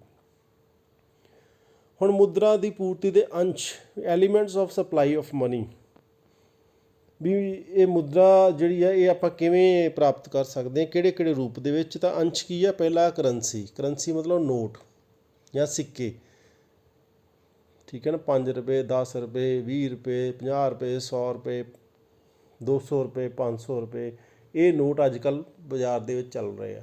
ਇਹ ਸਾਰੀ ਕਰੰਸੀ ਆ। ਸਿੱਕੇ ਬਾਕੀ ਤੁਸੀਂ ਜਿਹੜਾ 50 ਪੈਸੇ ਰੁਪਈਆ 5 ਰੁਪਏ 10 ਰੁਪਏ 100 ਰੁਪਏ ਦਾ ਸਿੱਕਾ, 1000 ਦਾ ਵੀ ਸਿੱਕਾ ਆਉਂਦਾ, ਇਹ ਸਾਰੀ ਬੱਚਿਓ ਕਰੰਸੀ ਹੈ। ਇਹਨੂੰ ਤੁਸੀਂ ਕਰੰਸੀ ਕਹਿ ਸਕਦੇ ਆ। ਦੂਜਾ ਬੈਂਕ ਜਮ੍ਹਾਂ ਤੁਹਾਨੂੰ ਪਹਿਲਾਂ ਕਹਿ ਤਾ, ਇਹ ਬੈਂਕ ਜਮ੍ਹਾਂ ਜਿਹੜੀ 2 ਤਰ੍ਹਾਂ ਦੀ ਹੋ ਸਕਦੀ ਹੈ। ਇਹਦੇ 'ਚ ਇੱਕ ਮਿਆਦੀ ਜਮ੍ਹਾਂ ਹੋਊਗੀ, ਇੱਕ ਮੰਗ ਜਮ੍ਹਾਂ, ਠੀਕ ਹੈ ਜੀ। ਹੁਣ ਮੰਗ ਜਮ੍ਹਾਂ ਜਿਹੜੀ ਕਿ ਹੈਗੀ ਆ ਉਹ ਕੀ ਆ, ਉਹਦੇ 'ਚ ਤੁਹਾਨੂੰ ਪਹਿਲਾਂ ਦੱਸਤਾ, ਉਹਨੂੰ ਆਪਾਂ ਸੇਵਿੰਗ ਅਕਾਊਂਟ ਕਹਿ ਸਕਦੇ ਹਾਂ। ਉਹ 'ਚ ਪੈਸਾ ਜਮ੍ਹਾਂ ਕਰਾ ਕੇ ਪੈਸਾ ਕਢਾ ਸਕਦੇ ਹਾਂ। ਮਿਆਦੀ ਜਮ੍ਹਾਂ ਦੇ ਵਿੱਚ ਕੁਛ ਟਾਈਮ ਦੇ ਲਈ ਜਮ੍ਹਾਂ ਕਰਾਉਣਾ ਪੈਂਦਾ, ਉਸ ਤੋਂ ਪਹਿਲਾਂ ਨਹੀਂ ਕਢਾ ਸਕਦੇ। ਜੇ ਐਮਰਜੈਂਸੀ ਦੇ ਵਿੱਚ ਪਹਿਲਾਂ ਕਢਾਵਾਂਗੇ ਤਾਂ ਸਾਨੂੰ ਨਾ ਤਾਂ ਵਿਆਜ ਮਿਲੂਗਾ, ਸਗੋਂ ਘਾਟਾ ਪਊਗਾ। ਇਹ ਫ਼ਰਕ ਹੈਗਾ, ਠੀਕ ਹੈ ਜੀ। ਇਹਨੂੰ ਤੁਸੀਂ ਇਸ ਹਿਸਾਬ ਦੇ ਨਾਲ ਯਾਦ ਕਰ ਸਕਦੇ ਹਾਂ। ਸੋ ਬੱਚਿਓ ਅਗਲਾ ਸਟੈਪ ਜਿਹੜਾ ਸਾਡਾ ਹੈਗਾ ਉਹ ਹੈਗਾ ਸਰਕਾਰੀ ਬਜਟ। ਜਿਹੜਾ ਇੱਕ ਐਸਾ ਸ਼ਬਦ ਹੈ ਜਿਹੜਾ ਸਾਡੇ ਘਰਾਂ ਦੇ ਵਿੱਚ ਵੀ ਆਮ ਤੌਰ 'ਤੇ ਵਰਤਿਆ ਜਾਂਦਾ ਹੈ, ਕਿਉਂਕਿ ਬਜਟ ਤੋਂ ਬਿਨਾਂ ਜਿਹੜਾ ਗੁਜ਼ਾਰਾ ਨਹੀਂ ਘਰਾਂ ਦਾ, ਕਿਸੇ ਵੀ ਘਰ ਦਾ। ਕਿਉਂਕਿ ਹਰੇਕ ਘਰ ਦਾ ਜਿਹੜਾ ਦੀ ਕੁਛ ਆਮਦਨ ਹੁੰਦੀ ਆ, ਕੁਛ ਖਰਚ ਹੁੰਦਾ। ਸਾਨੂੰ ਪਤਾ ਹੁੰਦਾ ਵੀ ਮਹੀਨੇ ਦੇ ਵਿੱਚ ਸਾਨੂੰ ਕਿੰਨੇ ਪੈਸੇ ਆਉਣੇ ਆ, ਫਿਰ ਅਸੀਂ ਉਸ ਹਿਸਾਬ ਦੇ ਨਾਲ ਸਾਰੇ ਪੈਸੇ ਖਰਚਦੇ ਹਾਂ। ਤਾਂ ਇੱਦਾਂ ਹੀ ਸਰਕਾਰ ਜਿਹੜੀ ਕੀ ਕਰਦੀ ਆ, ਹਰ ਸਾਲ ਪੂਰੇ ਸਾਲ ਦਾ ਇੱਕ ਬਜਟ ਬਣਾਉਂਦੀ ਆ ਪਹਿਲਾਂ ਹੀ, ਵੀ ਜਿਹੜਾ ਆਉਣ ਵਾਲਾ ਸਾਲ ਆ ਉਹਦੇ ਵਿੱਚ ਉਹਨੇ ਕਿੰਨਾ ਖਰਚਾ ਕਰਨਾ ਹੈ ਅਤੇ ਕਿੱਥੋਂ ਉਹਦੀ ਆਮਦਨ ਆਉਣੀ ਆ, ਉਹਦੀ ਇੱਕ ਡਿਟੇਲ ਬਣਾ ਲੈਂਦੀ ਆ। ਉਹਨੂੰ ਅਸੀਂ ਸਰਕਾਰੀ ਬਜਟ ਕਹਿੰਦੇ ਆ। ਇਹ ਹਰੇਕ ਸਾਲ 28 ਫਰਵਰੀ ਨੂੰ ਜਿਹੜਾ ਪੇਸ਼ ਕੀਤਾ ਜਾਂਦਾ ਆ ਲੋਕ ਸਭਾ ਦੇ ਵਿੱਚ। ਆਹ ਬਜਟ ਦੇ ਬਾਰੇ ਇੱਕ ਤੁਹਾਨੂੰ ਫੋਟੋ ਦਿਖਾਈ ਗਈ ਹੈ। ਹੁਣ ਦੇਖੋ ਸਰਕਾਰ ਨੇ ਕਿੱਥੇ ਕਿੱਥੇ ਖਰਚ ਕਰਨਾ ਹੁੰਦਾ। ਉਹਦੇ ਵਿੱਚ ਕੀ ਆ, ਵੈਲਫੇਅਰ ਯਾਨੀ ਸਮਾਜ ਸੇਵਾ ਦੇ ਵਿੱਚ, ਡਿਫੈਂਸ ਜਿਵੇਂ ਪੁਲਿਸ ਦੇ ਉੱਤੇ, BSF ਦੇ ਉੱਤੇ, ਆਰਮੀ ਏਅਰਫੋਰਸ ਨੇਵੀ ਦੇ ਉੱਤੇ, ਐਜੂਕੇਸ਼ਨ ਸਿੱਖਿਆ ਦੇ ਉੱਤੇ, ਸਕੂਲ ਬਣਾਉਣੇ, ਟੀਚਰ ਰੱਖਣੇ, ਬੱਚਿਆਂ ਨੂੰ ਸੁਵਿਧਾਵਾਂ ਦੇਣੀਆਂ, ਮਿਡ ਡੇ ਮੀਲ ਦੇਣਾ, ਮੁਫਤ ਕਿਤਾਬਾਂ ਦੇਣੀਆਂ, ਹੈਲਥ ਕੇਅਰ ਸਿਹਤ ਸੁਵਿਧਾਵਾਂ, ਸਰਕਾਰੀ ਹਸਪੀਟਲ, ਦਵਾਈਆਂ। ਹੁਣ ਦੇਖੋ ਕਰੋਨਾ ਦੀ ਦਵਾਈ ਫ੍ਰੀ ਲੱਗ ਰਹੀ ਹੈ ਨਾ। ਇਹ ਸਾਰੀਆਂ ਸੁਵਿਧਾਵਾਂ ਸਰਕਾਰ ਨੇ ਸੋਚਣੀਆਂ ਹੁੰਦੀਆਂ ਵੀ ਆਹ ਇੰਨਾ ਪੈਸਾ ਅਸੀਂ ਲਾਉਣਾ, ਠੀਕ ਹੈ ਜੀ। ਅੱਗੇ ਪੈਨਸ਼ਨ ਜਿਵੇਂ ਦੇਣੀ, ਜਿਹੜੇ ਲੋਕ ਰਿਟਾਇਰ ਹੋ ਗਏ ਉਹਨਾਂ ਨੂੰ ਪੈਨਸ਼ਨ ਦੇਣੀ, ਹੋਰ ਕਈ ਤਰ੍ਹਾਂ ਦੇ ਕੰਮ, ਇਹ ਸਰਕਾਰ ਦੇ ਖਰਚ ਆ। ਹੁਣ ਅਗਲੀ ਗੱਲ ਕਰਦੇ ਹਾਂ ਵੀ ਸਰਕਾਰ ਦੇ ਪੈਸੇ ਆਉਂਦੇ ਕਿੱਥੋਂ ਕਿੱਥੋਂ। ਹੁਣ ਆਹ ਦੇਖੋ ਕਲਰ ਦਿੱਤੇ ਹੋਏ ਆ। ਸਭ ਤੋਂ ਪਹਿਲਾਂ ਬੋਰਿੰਗ ਅਤੇ ਲਾਇਬਿਲਟੀ ਜਿਹੜੀਆਂ ਸਰਕਾਰ ਦੀਆਂ ਆਪਣੀਆਂ, ਜਿੱਥੇ ਜਿੱਥੇ ਉਹਨਾਂ ਨੇ ਕਿਸੇ ਨੂੰ ਉਧਾਰ ਦਿੱਤਾ ਜਾਂ ਕਿ ਕੋਈ ਹੋਰ ਉਹਨਾਂ ਦੀਆਂ ਆਮਦਨ ਦੇ ਸਾਧਨ ਹੈਗੇ ਆ, ਫਿਰ ਕਾਰਪੋਰੇਸ਼ਨ ਟੈਕਸ ਆ, ਇਨਕਮ ਟੈਕਸ ਆ, ਕਸਟਮ ਐਕਸਾਈਜ਼ ਡਿਊਟੀ ਆ, ਸਰਵਿਸ ਟੈਕਸ ਆ, ਫਿਰ ਨੌਨ ਟੈਕਸ ਰੈਵਨਿਊ ਆ, ਕੈਪੀਟਲ ਜਿਹੜਾ ਹੈਗਾ ਰਿਸੀਪਟਸ ਹੈਗੇ ਆ। ਇਹ ਸਾਰੀਆਂ ਸਰਕਾਰ ਦੀਆਂ ਆਮਦਨ ਦੇ ਸਾਧਨ। ਟੈਕਸ ਟੁਕਸ ਦੇ ਰੂਪ ਵਿੱਚ ਆਪਾਂ ਚੀਜ਼ਾਂ ਖਰੀਦਦੇ ਹਾਂ, ਉਹਦੇ 'ਤੇ ਵੀ ਸਾਨੂੰ ਟੈਕਸ ਦੇਣਾ ਪੈਂਦਾ। ਹਰੇਕ ਚੀਜ਼ 'ਤੇ ਟੈਕਸ ਹੁੰਦਾ। ਹੁਣ ਪੈਟਰੋਲ ਜਿਹੜਾ ਡੀਜ਼ਲ ਆਪਾਂ ਬੱਚਿਓ ਲੈਂਦੇ ਹਾਂ ਨਾ, ਅਸਲ ਦੇ ਵਿੱਚ ਉਹਦਾ ਰੇਟ 35 ਕੁ ਰੁਪਏ ਲੀਟਰ ਹੈਗਾ, ਅਸਲੀ ਰੇਟ ਜਿਹੜਾ, ਪਰ ਉਹਦੇ ਉੱਤੇ ਸਰਕਾਰ ਨੇ ਬਹੁਤ ਜ਼ਿਆਦਾ ਟੈਕਸ ਲਾਇਆ ਹੋਇਆ। ਕੁਛ ਸਟੇਟ ਦਾ ਟੈਕਸ ਹੈ, ਕੁਛ ਜਿਹੜਾ ਸੈਂਟਰ ਦਾ ਟੈਕਸ ਹੈਗਾ। ਇਸ ਤਰ੍ਹਾਂ ਕਰਕੇ ਇਹ ਉਹਨਾਂ ਦੀ ਆਮਦਨੀ ਦੇ ਸਾਧਨ ਨੇ। ਹੁਣ ਸਭ ਤੋਂ ਵੱਡਾ ਅੱਜ ਕੱਲ੍ਹ ਸਾਧਨ ਹੈਗਾ GST ਦੇ ਵਿੱਚ ਬਹੁਤ ਪੈਸਾ ਜਿਹੜਾ ਸਰਕਾਰ ਕੋਲ ਜਾਂਦਾ ਆ। ਹੁਣ ਕੁਛ ਹੋਰ ਵੀ ਹੈਗੇ ਆ। ਹੁਣ ਦੇਖੋ 2020-21 ਦੇ ਵਿੱਚ ਸਰਕਾਰ ਤੋਂ ਨੇ ਜਿਹੜੇ ਸੀਗੇ ਪੈਸੇ ਕਿੱਥੋਂ ਕਿੱਥੋਂ ਆਇਆ, GST ਤੋਂ ਕਿੰਨਾ ਆਇਆ, ਇਨਕਮ ਟੈਕਸ ਤੋਂ ਕਿੰਨਾ ਆਇਆ, ਇਹ ਤੋਂ ਕਿੰਨਾ ਆਇਆ, ਐਕਸਾਈਜ਼ ਤੋਂ ਕਿੰਨਾ ਆਇਆ। ਠੀਕ ਹੈ, ਆਹ ਚੀਜ਼ ਵੱਖਰੀ ਹੈ ਵੀ ਉਹਨੇ ਸਰਕਾਰ ਨੇ ਜਿਹੜਾ ਅੱਗੇ ਪੈਸਾ ਸਟੇਟਸ ਨੂੰ ਕਿਵੇਂ ਦਿੱਤਾ ਹੈ ਨਾ। ਆਹ ਤੁਸੀਂ ਦੇਖੋ, ਇਹ ਕਰੋੜ ਦੇ ਵਿੱਚ ਆ। ਜਿਵੇਂ GST ਹੈ 6,90,500 ਕਰੋੜ ਰੁਪਈਆ, ਇੰਨੇ ਜਿਹੜੇ ਪੈਸੇ ਸਾਲ ਦੇ ਵਿੱਚ ਸਰਕਾਰ ਕੋਲ ਆਏ ਆ। ਠੀਕ ਹੈ ਨਾ, ਜੇ ਸਰਕਾਰ ਕੋਲ ਪੈਸੇ ਆਉਣਗੇ ਤਾਂ ਹੀ ਉਹ ਖਰਚੇ ਜਾਣਗੇ। ਹੁਣ ਤੁਸੀਂ ਆਹ ਦੇਖੋ ਬੱਚਿਓ, ਸੈਂਟਰਲ ਗਵਰਨਮੈਂਟ ਐਕਸਪੈਂਡੀਚਰ ਹੁੰਦਾ ਖਰਚਾ 2020-21 ਦੇ ਵਿੱਚ 30,42,230 ਕਰੋੜ ਦਾ ਖਰਚਾ ਸੀ ਸਰਕਾਰ ਦਾ। ਇੰਨਾ ਖਰਚ ਕੀਤਾ। ਆਹ ਸਾਰਾ ਦਿੱਤਾ ਹੋਇਆ ਵੀ ਕਿੱਥੇ ਕਿੱਥੇ ਕੀਤਾ ਹੈ। ਇਹਨੂੰ ਡਿਟੇਲ ਦੇ ਵਿੱਚ ਤੁਸੀਂ ਜਿਹੜਾ ਇਹਨੂੰ ਸਕਰੀਨਸ਼ਾਟ ਲੈ ਕੇ ਦੇਖ ਸਕਦੇ ਆ। ਅਗਲੀ ਗੱਲ ਹੈ ਬਜਟ ਦੀਆਂ ਕਿਸਮਾਂ। ਬਜਟ ਜਿਹੜਾ, ਉਹਦੀਆਂ ਕੀ ਕਿਸਮਾਂ ਹੋ ਸਕਦੀਆਂ। ਇੱਕ ਹੈ ਸੰਤੁਲਿਤ ਬਜਟ, ਇੱਕ ਹੈ ਬਚਤ ਦਾ ਬਜਟ ਜਿਹਨੂੰ ਸਰਪਲਸ ਬਜਟ ਕਹਿੰਦੇ, ਇੱਕ ਹੈ ਘਾਟੇ ਦਾ ਬਜਟ। 3 ਤਰ੍ਹਾਂ ਦਾ ਹੋ ਸਕਦਾ ਹੈ। ਹੁਣ ਗੱਲ ਅਸੀਂ ਇਹਦੇ 'ਚ ਵੀ ਸਿਰਫ 2 ਚੀਜ਼ਾਂ ਦੀ ਕਰਨੀ ਆ। ਇੱਕ ਹੈਗੀ ਆ ਆਮਦਨ, ਇਨਕਮ, ਇੱਕ ਹੈ ਖਰਚ।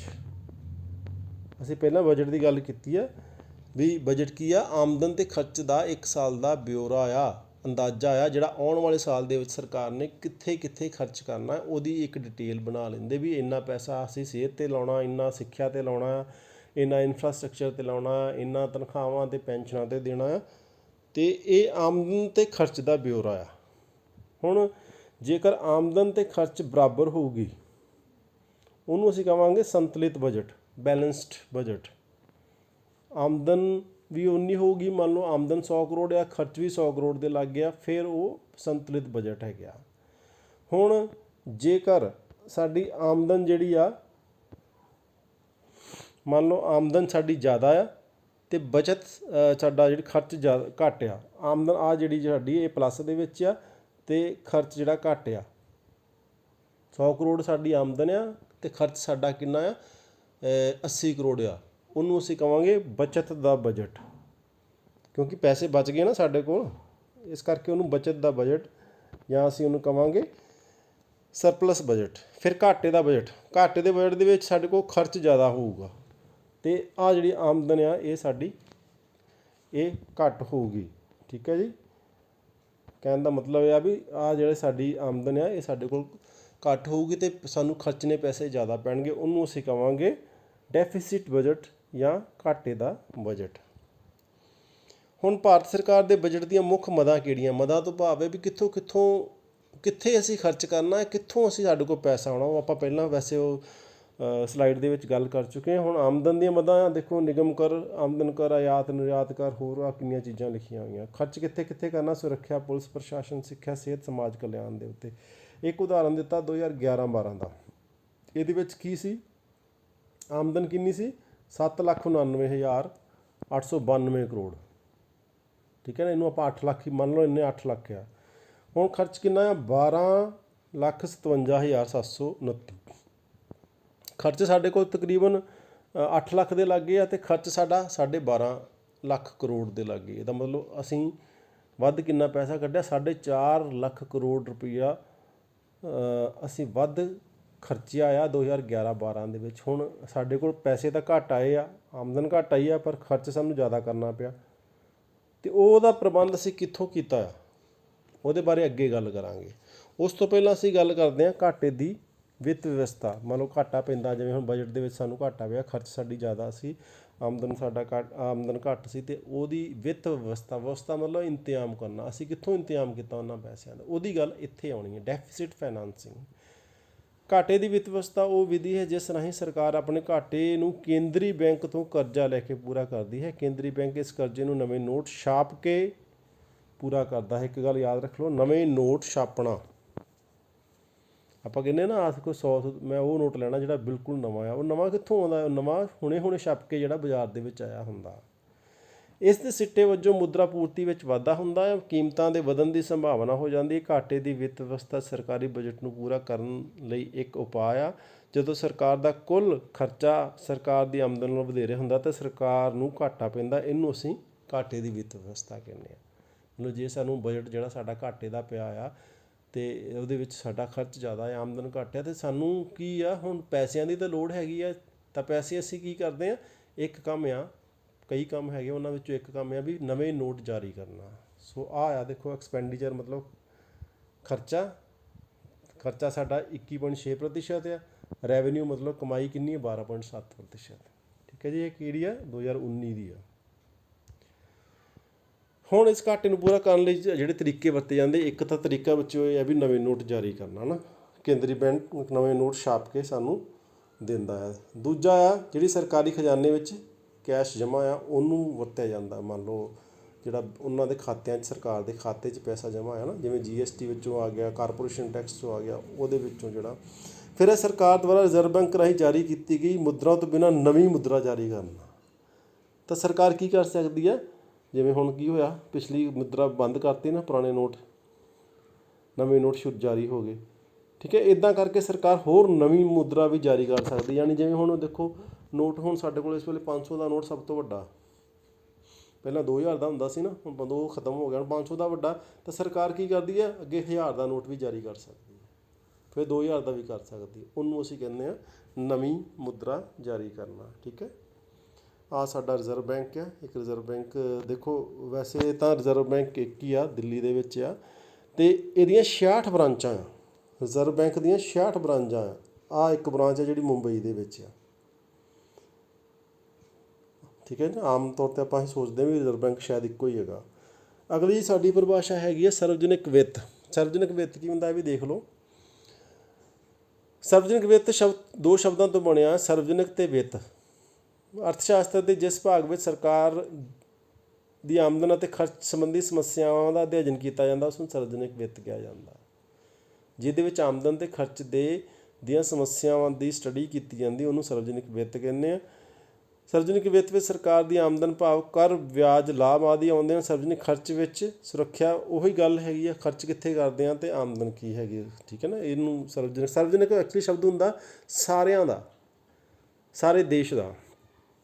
ਹੁਣ ਅਗਲੀ ਗੱਲ ਹੈਗੀ ਆ ਸਰਵਜਨਿਕ ਕਰਜ਼ੇ। ਕਰਜ਼ਾ ਸਮਝ ਗਏ ਬਸ, ਕਰਜ਼ੇ ਨੂੰ ਯਾਦ ਰੱਖਿਓ। ਕਰਜ਼ ਹੁੰਦਾ ਲੋਨ, ਜਿਵੇਂ ਆਪਾਂ ਸਾਡੇ ਕੋਲ ਜੇ ਪੈਸਾ ਨਹੀਂ ਹੈਗਾ, ਆਪਾਂ ਬੈਂਕ ਤੋਂ ਲੋਨ ਲੈ ਕੇ ਜਿਹੜਾ ਆ ਆਪਣਾ ਕੰਮ ਚਲਾਉਂਦੇ ਹਾਂ, ਉਹਨੂੰ ਸਰਵਜਨਿਕ ਕਰਜ਼ਾ, ਉਹਨੂੰ ਆਪਾਂ ਕਰਜ਼ਾ ਕਹਿੰਦੇ ਹਾਂ। ਇੱਥੇ ਸਰਵਜਨਿਕ ਕਰਜ਼ੇ ਦੀ ਗੱਲ ਕਰਦੇ ਹਾਂ, ਯਾਨੀ ਜਿਹੜਾ ਸਰਕਾਰ ਦਾ ਕਰਜ਼ਾ ਆ। ਹਰ ਇੱਕ ਸਰਕਾਰ ਆਪਣੇ ਖਰਚਿਆਂ ਨੂੰ ਪੂਰਾ ਕਰਨ ਲਈ ਕਈ ਪ੍ਰਕਾਰ ਦੇ ਕਰਜ਼ੇ ਲੈਂਦੀ ਹੈ। ਇਹਨਾਂ ਕਰਜ਼ਿਆਂ ਨੂੰ ਸਰਵਜਨਿਕ ਕਰਜ਼ੇ ਕਿਹਾ ਜਾਂਦਾ ਹੈ। ਸਰਵਜਨਿਕ ਕਰਜ਼ਿਆਂ ਦਾ ਅਰਥ ਸਰਕਾਰ ਰਾਹੀਂ ਲਏ ਗਏ ਸਾਰੇ ਕਿਸਮ ਦੇ ਕਰਜ਼ਿਆਂ ਤੋਂ ਹੈ। ਇਸ ਵਿੱਚ ਦੇਸ਼ ਦੇ ਆਂਤਰਿਕ ਸਾਧਨਾਂ ਤੋਂ ਅਤੇ ਵਿਦੇਸ਼ਾਂ ਤੋਂ ਲੈ ਕੇ ਦੋਨੋਂ ਪ੍ਰਕਾਰ ਦੇ ਕਰਜ਼ੇ ਸ਼ਾਮਲ ਹਨ। ਹੁਣ ਸਰਕਾਰ ਜਿਹੜੀ ਕੀ ਕਰ ਸਕਦੀ ਆ, ਜਾਂ ਤਾਂ ਦੇਸ਼ ਦੇ ਅੰਦਰੋਂ ਬੈਂਕਾਂ ਤੋਂ, ਜਾਂ ਕੋਈ ਬਹੁਤ ਵੱਡੇ ਜਿਵੇਂ ਅੰਬਾਨੀ ਆ, ਟਾਟਾ ਆ, ਬਿਰਲਾ, ਇਹਨਾਂ ਲੋਕਾਂ ਕੋਲ ਜੇਕਰ ਵਾਧੂ ਪੈਸਾ ਪਿਆ ਉਹਨਾਂ ਤੋਂ ਵੀ ਕਰਜ਼ ਲੈ ਸਕਦੀ ਹੈ। ਇਹਨੂੰ ਆਪਾਂ ਕਹਿੰਦੇ ਹਾਂ ਆਂਤਰਿਕ ਕਰਜ਼ਾ, ਇੰਟਰਨਲ ਡੈਪਟ। ਅਤੇ ਜੇਕਰ ਅਸੀਂ ਬਾਹਰਲੇ ਦੇਸ਼ਾਂ ਤੋਂ, ਜਿਵੇਂ ਅਮੈਰੀਕਾ ਤੋਂ ਹੋ ਗਿਆ, ਇੰਗਲੈਂਡ ਤੋਂ ਹੋ ਗਿਆ, ਜਰਮਨੀ ਤੋਂ ਹੋ ਗਿਆ, ਜਿਹੜੇ ਵੱਡੇ ਦੇਸ਼ ਹੈਗੇ ਜਿਨ੍ਹਾਂ ਕੋਲ ਪੈਸਾ ਜ਼ਿਆਦਾ, ਉਹਨਾਂ ਕੋਲ ਅਸੀਂ ਕਰਜ਼ਾ ਲੈਂਦੇ, ਉਹਨੂੰ ਅਸੀਂ ਵਿਦੇਸ਼ੀ ਕਰਜ਼ਾ ਕਹਿੰਦੇ ਹਾਂ। ਠੀਕ ਹੈ, ਉਹਨੂੰ ਕਹਿੰਦੇ ਹਾਂ ਅਸੀਂ ਵਿਦੇਸ਼ੀ ਕਰਜ਼ਾ, ਫੋਰਨ ਡੈਪਟ। ਠੀਕ ਹੈ ਜੀ।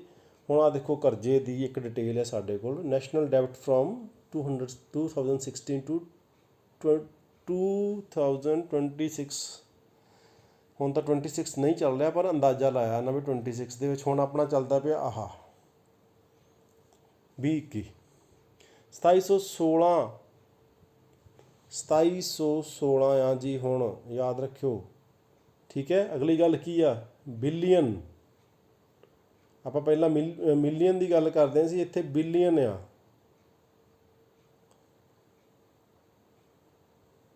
ਬਿਲੀਅਨ $, ਯਾਨੀ ਇਹ ਤੁਹਾਨੂੰ ਦੱਸਦਾ ਵੀ ਕਿੱਡੀ ਕੁ ਰਕਮ ਬਣ ਜਾਂਦੀ, ਬਹੁਤ ਵੱਡੀ ਰਕਮ ਬਣ ਜਾਂਦੀ ਹੈ। ਬਿਲੀਅਨ ਦਾ ਮਤਲਬ ਹੁੰਦਾ 100 ਕਰੋੜ। 1 ਬਿਲੀਅਨ ਦੇ ਵਿੱਚ ਬੱਚਿਓ 100 ਕਰੋੜ ਹੁੰਦਾ। ਕਿੰਨਾ ਹੁੰਦਾ? 100 ਕਰੋੜ। ਹੁਣ ਅਸੀਂ ਇਹਦੇ ਵਿੱਚ ਕੀ ਕਰਨਾ, 2716 ਨੂੰ ਪਹਿਲਾਂ ਅਸੀਂ ਗੁਣਾ ਕਰਨਾ 75 ਨਾਲ, ਕਿਉਂਕਿ US ਡਾਲਰ ਆ। US ਡਾਲਰ ਜਿਹੜਾ ਇਸ ਵੇਲੇ 75 ਰੁਪਏ ਦੇ ਲਾਗੇ ਚੱਲਦਾ। ਜਿੰਨੀ ਵੀ ਰਕਮ ਆਊਗੀ ਉਹਨੂੰ ਅਸੀਂ ਗੁਣਾ ਕਰਨਾ ਫਿਰ 100 ਕਰੋੜ ਦੇ ਨਾਲ। ਇੰਨਾ ਕਰਜ਼ਾ ਸਾਡੇ ਸਿਰ ਦੇ ਉੱਤੇ, ਭਾਰਤ ਦੇ ਉੱਤੇ ਇਸ ਵੇਲੇ ਹੈਗਾ ਆ, ਠੀਕ ਹੈ ਨਾ। ਅਤੇ ਅਸੀਂ ਇਹਨੂੰ ਚੁਕਾਉਣ ਦੇ ਜਿਹੜੇ ਵਿੱਚ ਹਾਲੇ ਅਸਮਰਥ ਹਾਂ। ਸਾਨੂੰ ਇਹਦਾ ਵਿਆਜ ਵੀ ਦੇਣਾ ਪੈਂਦਾ ਹੈ, ਅਤੇ ਉਹ ਵਿਆਜ ਜਿਹੜਾ ਚੜ੍ਹਦਾ ਜਾਂਦਾ ਤਾਂ ਤੋਂ ਤਾਂ। ਕਾਫੀ ਕਰਜ਼ਾ ਅਸੀਂ ਮੋੜਨ ਦੀ ਕੋਸ਼ਿਸ਼ ਕਰਦੇ ਹਾਂ। ਹੁਣ ਦੇਖੋ, ਆਹ ਚੀਜ਼ਾਂ ਤੁਹਾਨੂੰ ਅਰਥ ਸ਼ਾਸਤਰ ਵਿੱਚ ਯਾਦ ਰੱਖਣੀਆਂ ਪੈਣੀਆਂ। ਇਹਦੇ ਵਿੱਚ ਜਿਹੜੀਆਂ ਹੈਗੀਆਂ ਗੱਲਾਂ ਉਹਨੂੰ ਤੁਸੀਂ ਯਾਦ ਰੱਖਣਾ। 1 ਮਿਲੀਅਨ ਦੇ ਵਿੱਚ ਤੁਸੀਂ ਯਾਦ ਰੱਖੋ 10 ਲੱਖ ਹੁੰਦੇ ਆ, 1 ਬਿਲੀਅਨ ਦੇ ਵਿੱਚ 100 ਕਰੋੜ ਹੁੰਦੇ, 1 ਟ੍ਰਿਲੀਅਨ ਦੇ ਵਿੱਚ 1 ਲੱਖ ਕਰੋੜ ਹੁੰਦੇ ਆ। ਕਿਉਂਕਿ ਜਦੋਂ ਇੰਟਰਨੈਸ਼ਨਲੀ ਅਸੀਂ ਗੱਲ ਕਰਨੀ ਆ ਤਾਂ ਬਿਲੀਅਨ, ਮਿਲੀਅਨ, ਟ੍ਰਿਲੀਅਨ ਦੀ ਗੱਲ ਕਰਨੀ ਆ। 10 ਲੱਖ, 100 ਕਰੋੜ ਅਤੇ 1 ਲੱਖ ਕਰੋੜ, ਇਹ ਜਿਹੜੀ ਗੱਲ ਅਕਸਰ ਸਾਨੂੰ ਭੁੱਲ ਜਾਂਦੀ ਹੈ। ਇਸ ਕਰਕੇ ਤੁਹਾਨੂੰ ਮੈਂ ਦੱਸੀ ਆ ਵੀ ਇਹ ਕਿਵੇਂ। ਹੁਣ ਆਹ ਜਿਹੜੀ ਗੱਲ ਆਪਾਂ ਕਰਤੀ ਹੈ ਕਰਜ਼ੇ ਦੀਆਂ ਕਿਸਮਾਂ, ਇੱਕ ਆਂਤਰਿਕ ਕਰਜ਼ਾ ਜਿਹੜਾ ਦੇਸ਼ ਦੇ ਅੰਦਰੋਂ ਲੈਂਦੇ, ਇੱਕ ਬਾਹਰੀ ਕਰਜ਼ਾ ਜਿਹੜੇ ਬਾਹਰਲੇ ਦੇਸ਼ਾਂ ਤੋਂ ਅਸੀਂ ਮੰਗਵਾਉਂਦੇ ਹਾਂ, ਉਹਨੂੰ ਅਸੀਂ ਐਕਸਟਰਨਲ ਡੈਬਟ ਕਹਿੰਦੇ ਹਾਂ। ਆਹ ਇੱਕ ਡਿਟੇਲ ਹੈਗੀ ਹੈ ਤਾਂ ਚਲੋ ਪੁਰਾਣੀ ਆ, ਮਾਰਚ 2008 ਦੀ ਆ। ਐਕਸਟਰਨਲ ਡੈਬਟ ਦੀ ਵਿਦੇਸ਼ੀ ਕਰਜ਼ੇ ਦੀ 221 ਬਿਲੀਅਨ, ਬੀਐਨ ਦਾ ਮਤਲਬ ਹੁੰਦਾ ਬਿਲੀਅਨ ਡਾਲਰ, ਠੀਕ ਹੈ। 221.82 ਬਿਲੀਅਨ ਡਾਲਰ, 221 ਨੂੰ 75 ਨਾਲ ਗੁਣਾ ਕਰਨਾ, ਫਿਰ ਜੋ ਆਊਗੀ ਉਹਨੂੰ ਅਸੀਂ 100 ਕਰੋੜ ਨਾਲ ਗੁਣਾ ਕਰਨਾ। ਇੰਨਾ ਕਰਜ਼ਾ ਸਾਡੇ ਸਿਰ 'ਤੇ 2008 ਦੇ ਵਿੱਚ ਸੀ, ਜਿਹੜਾ ਵਿਦੇਸ਼ੀ ਕਰਜ਼ਾ ਸਾਡਾ। ਅਗਲੀ ਗੱਲ ਹੈ ਪਾਵਰਟੀ ਲਾਈਨ, ਗਰੀਬੀ ਰੇਖਾ।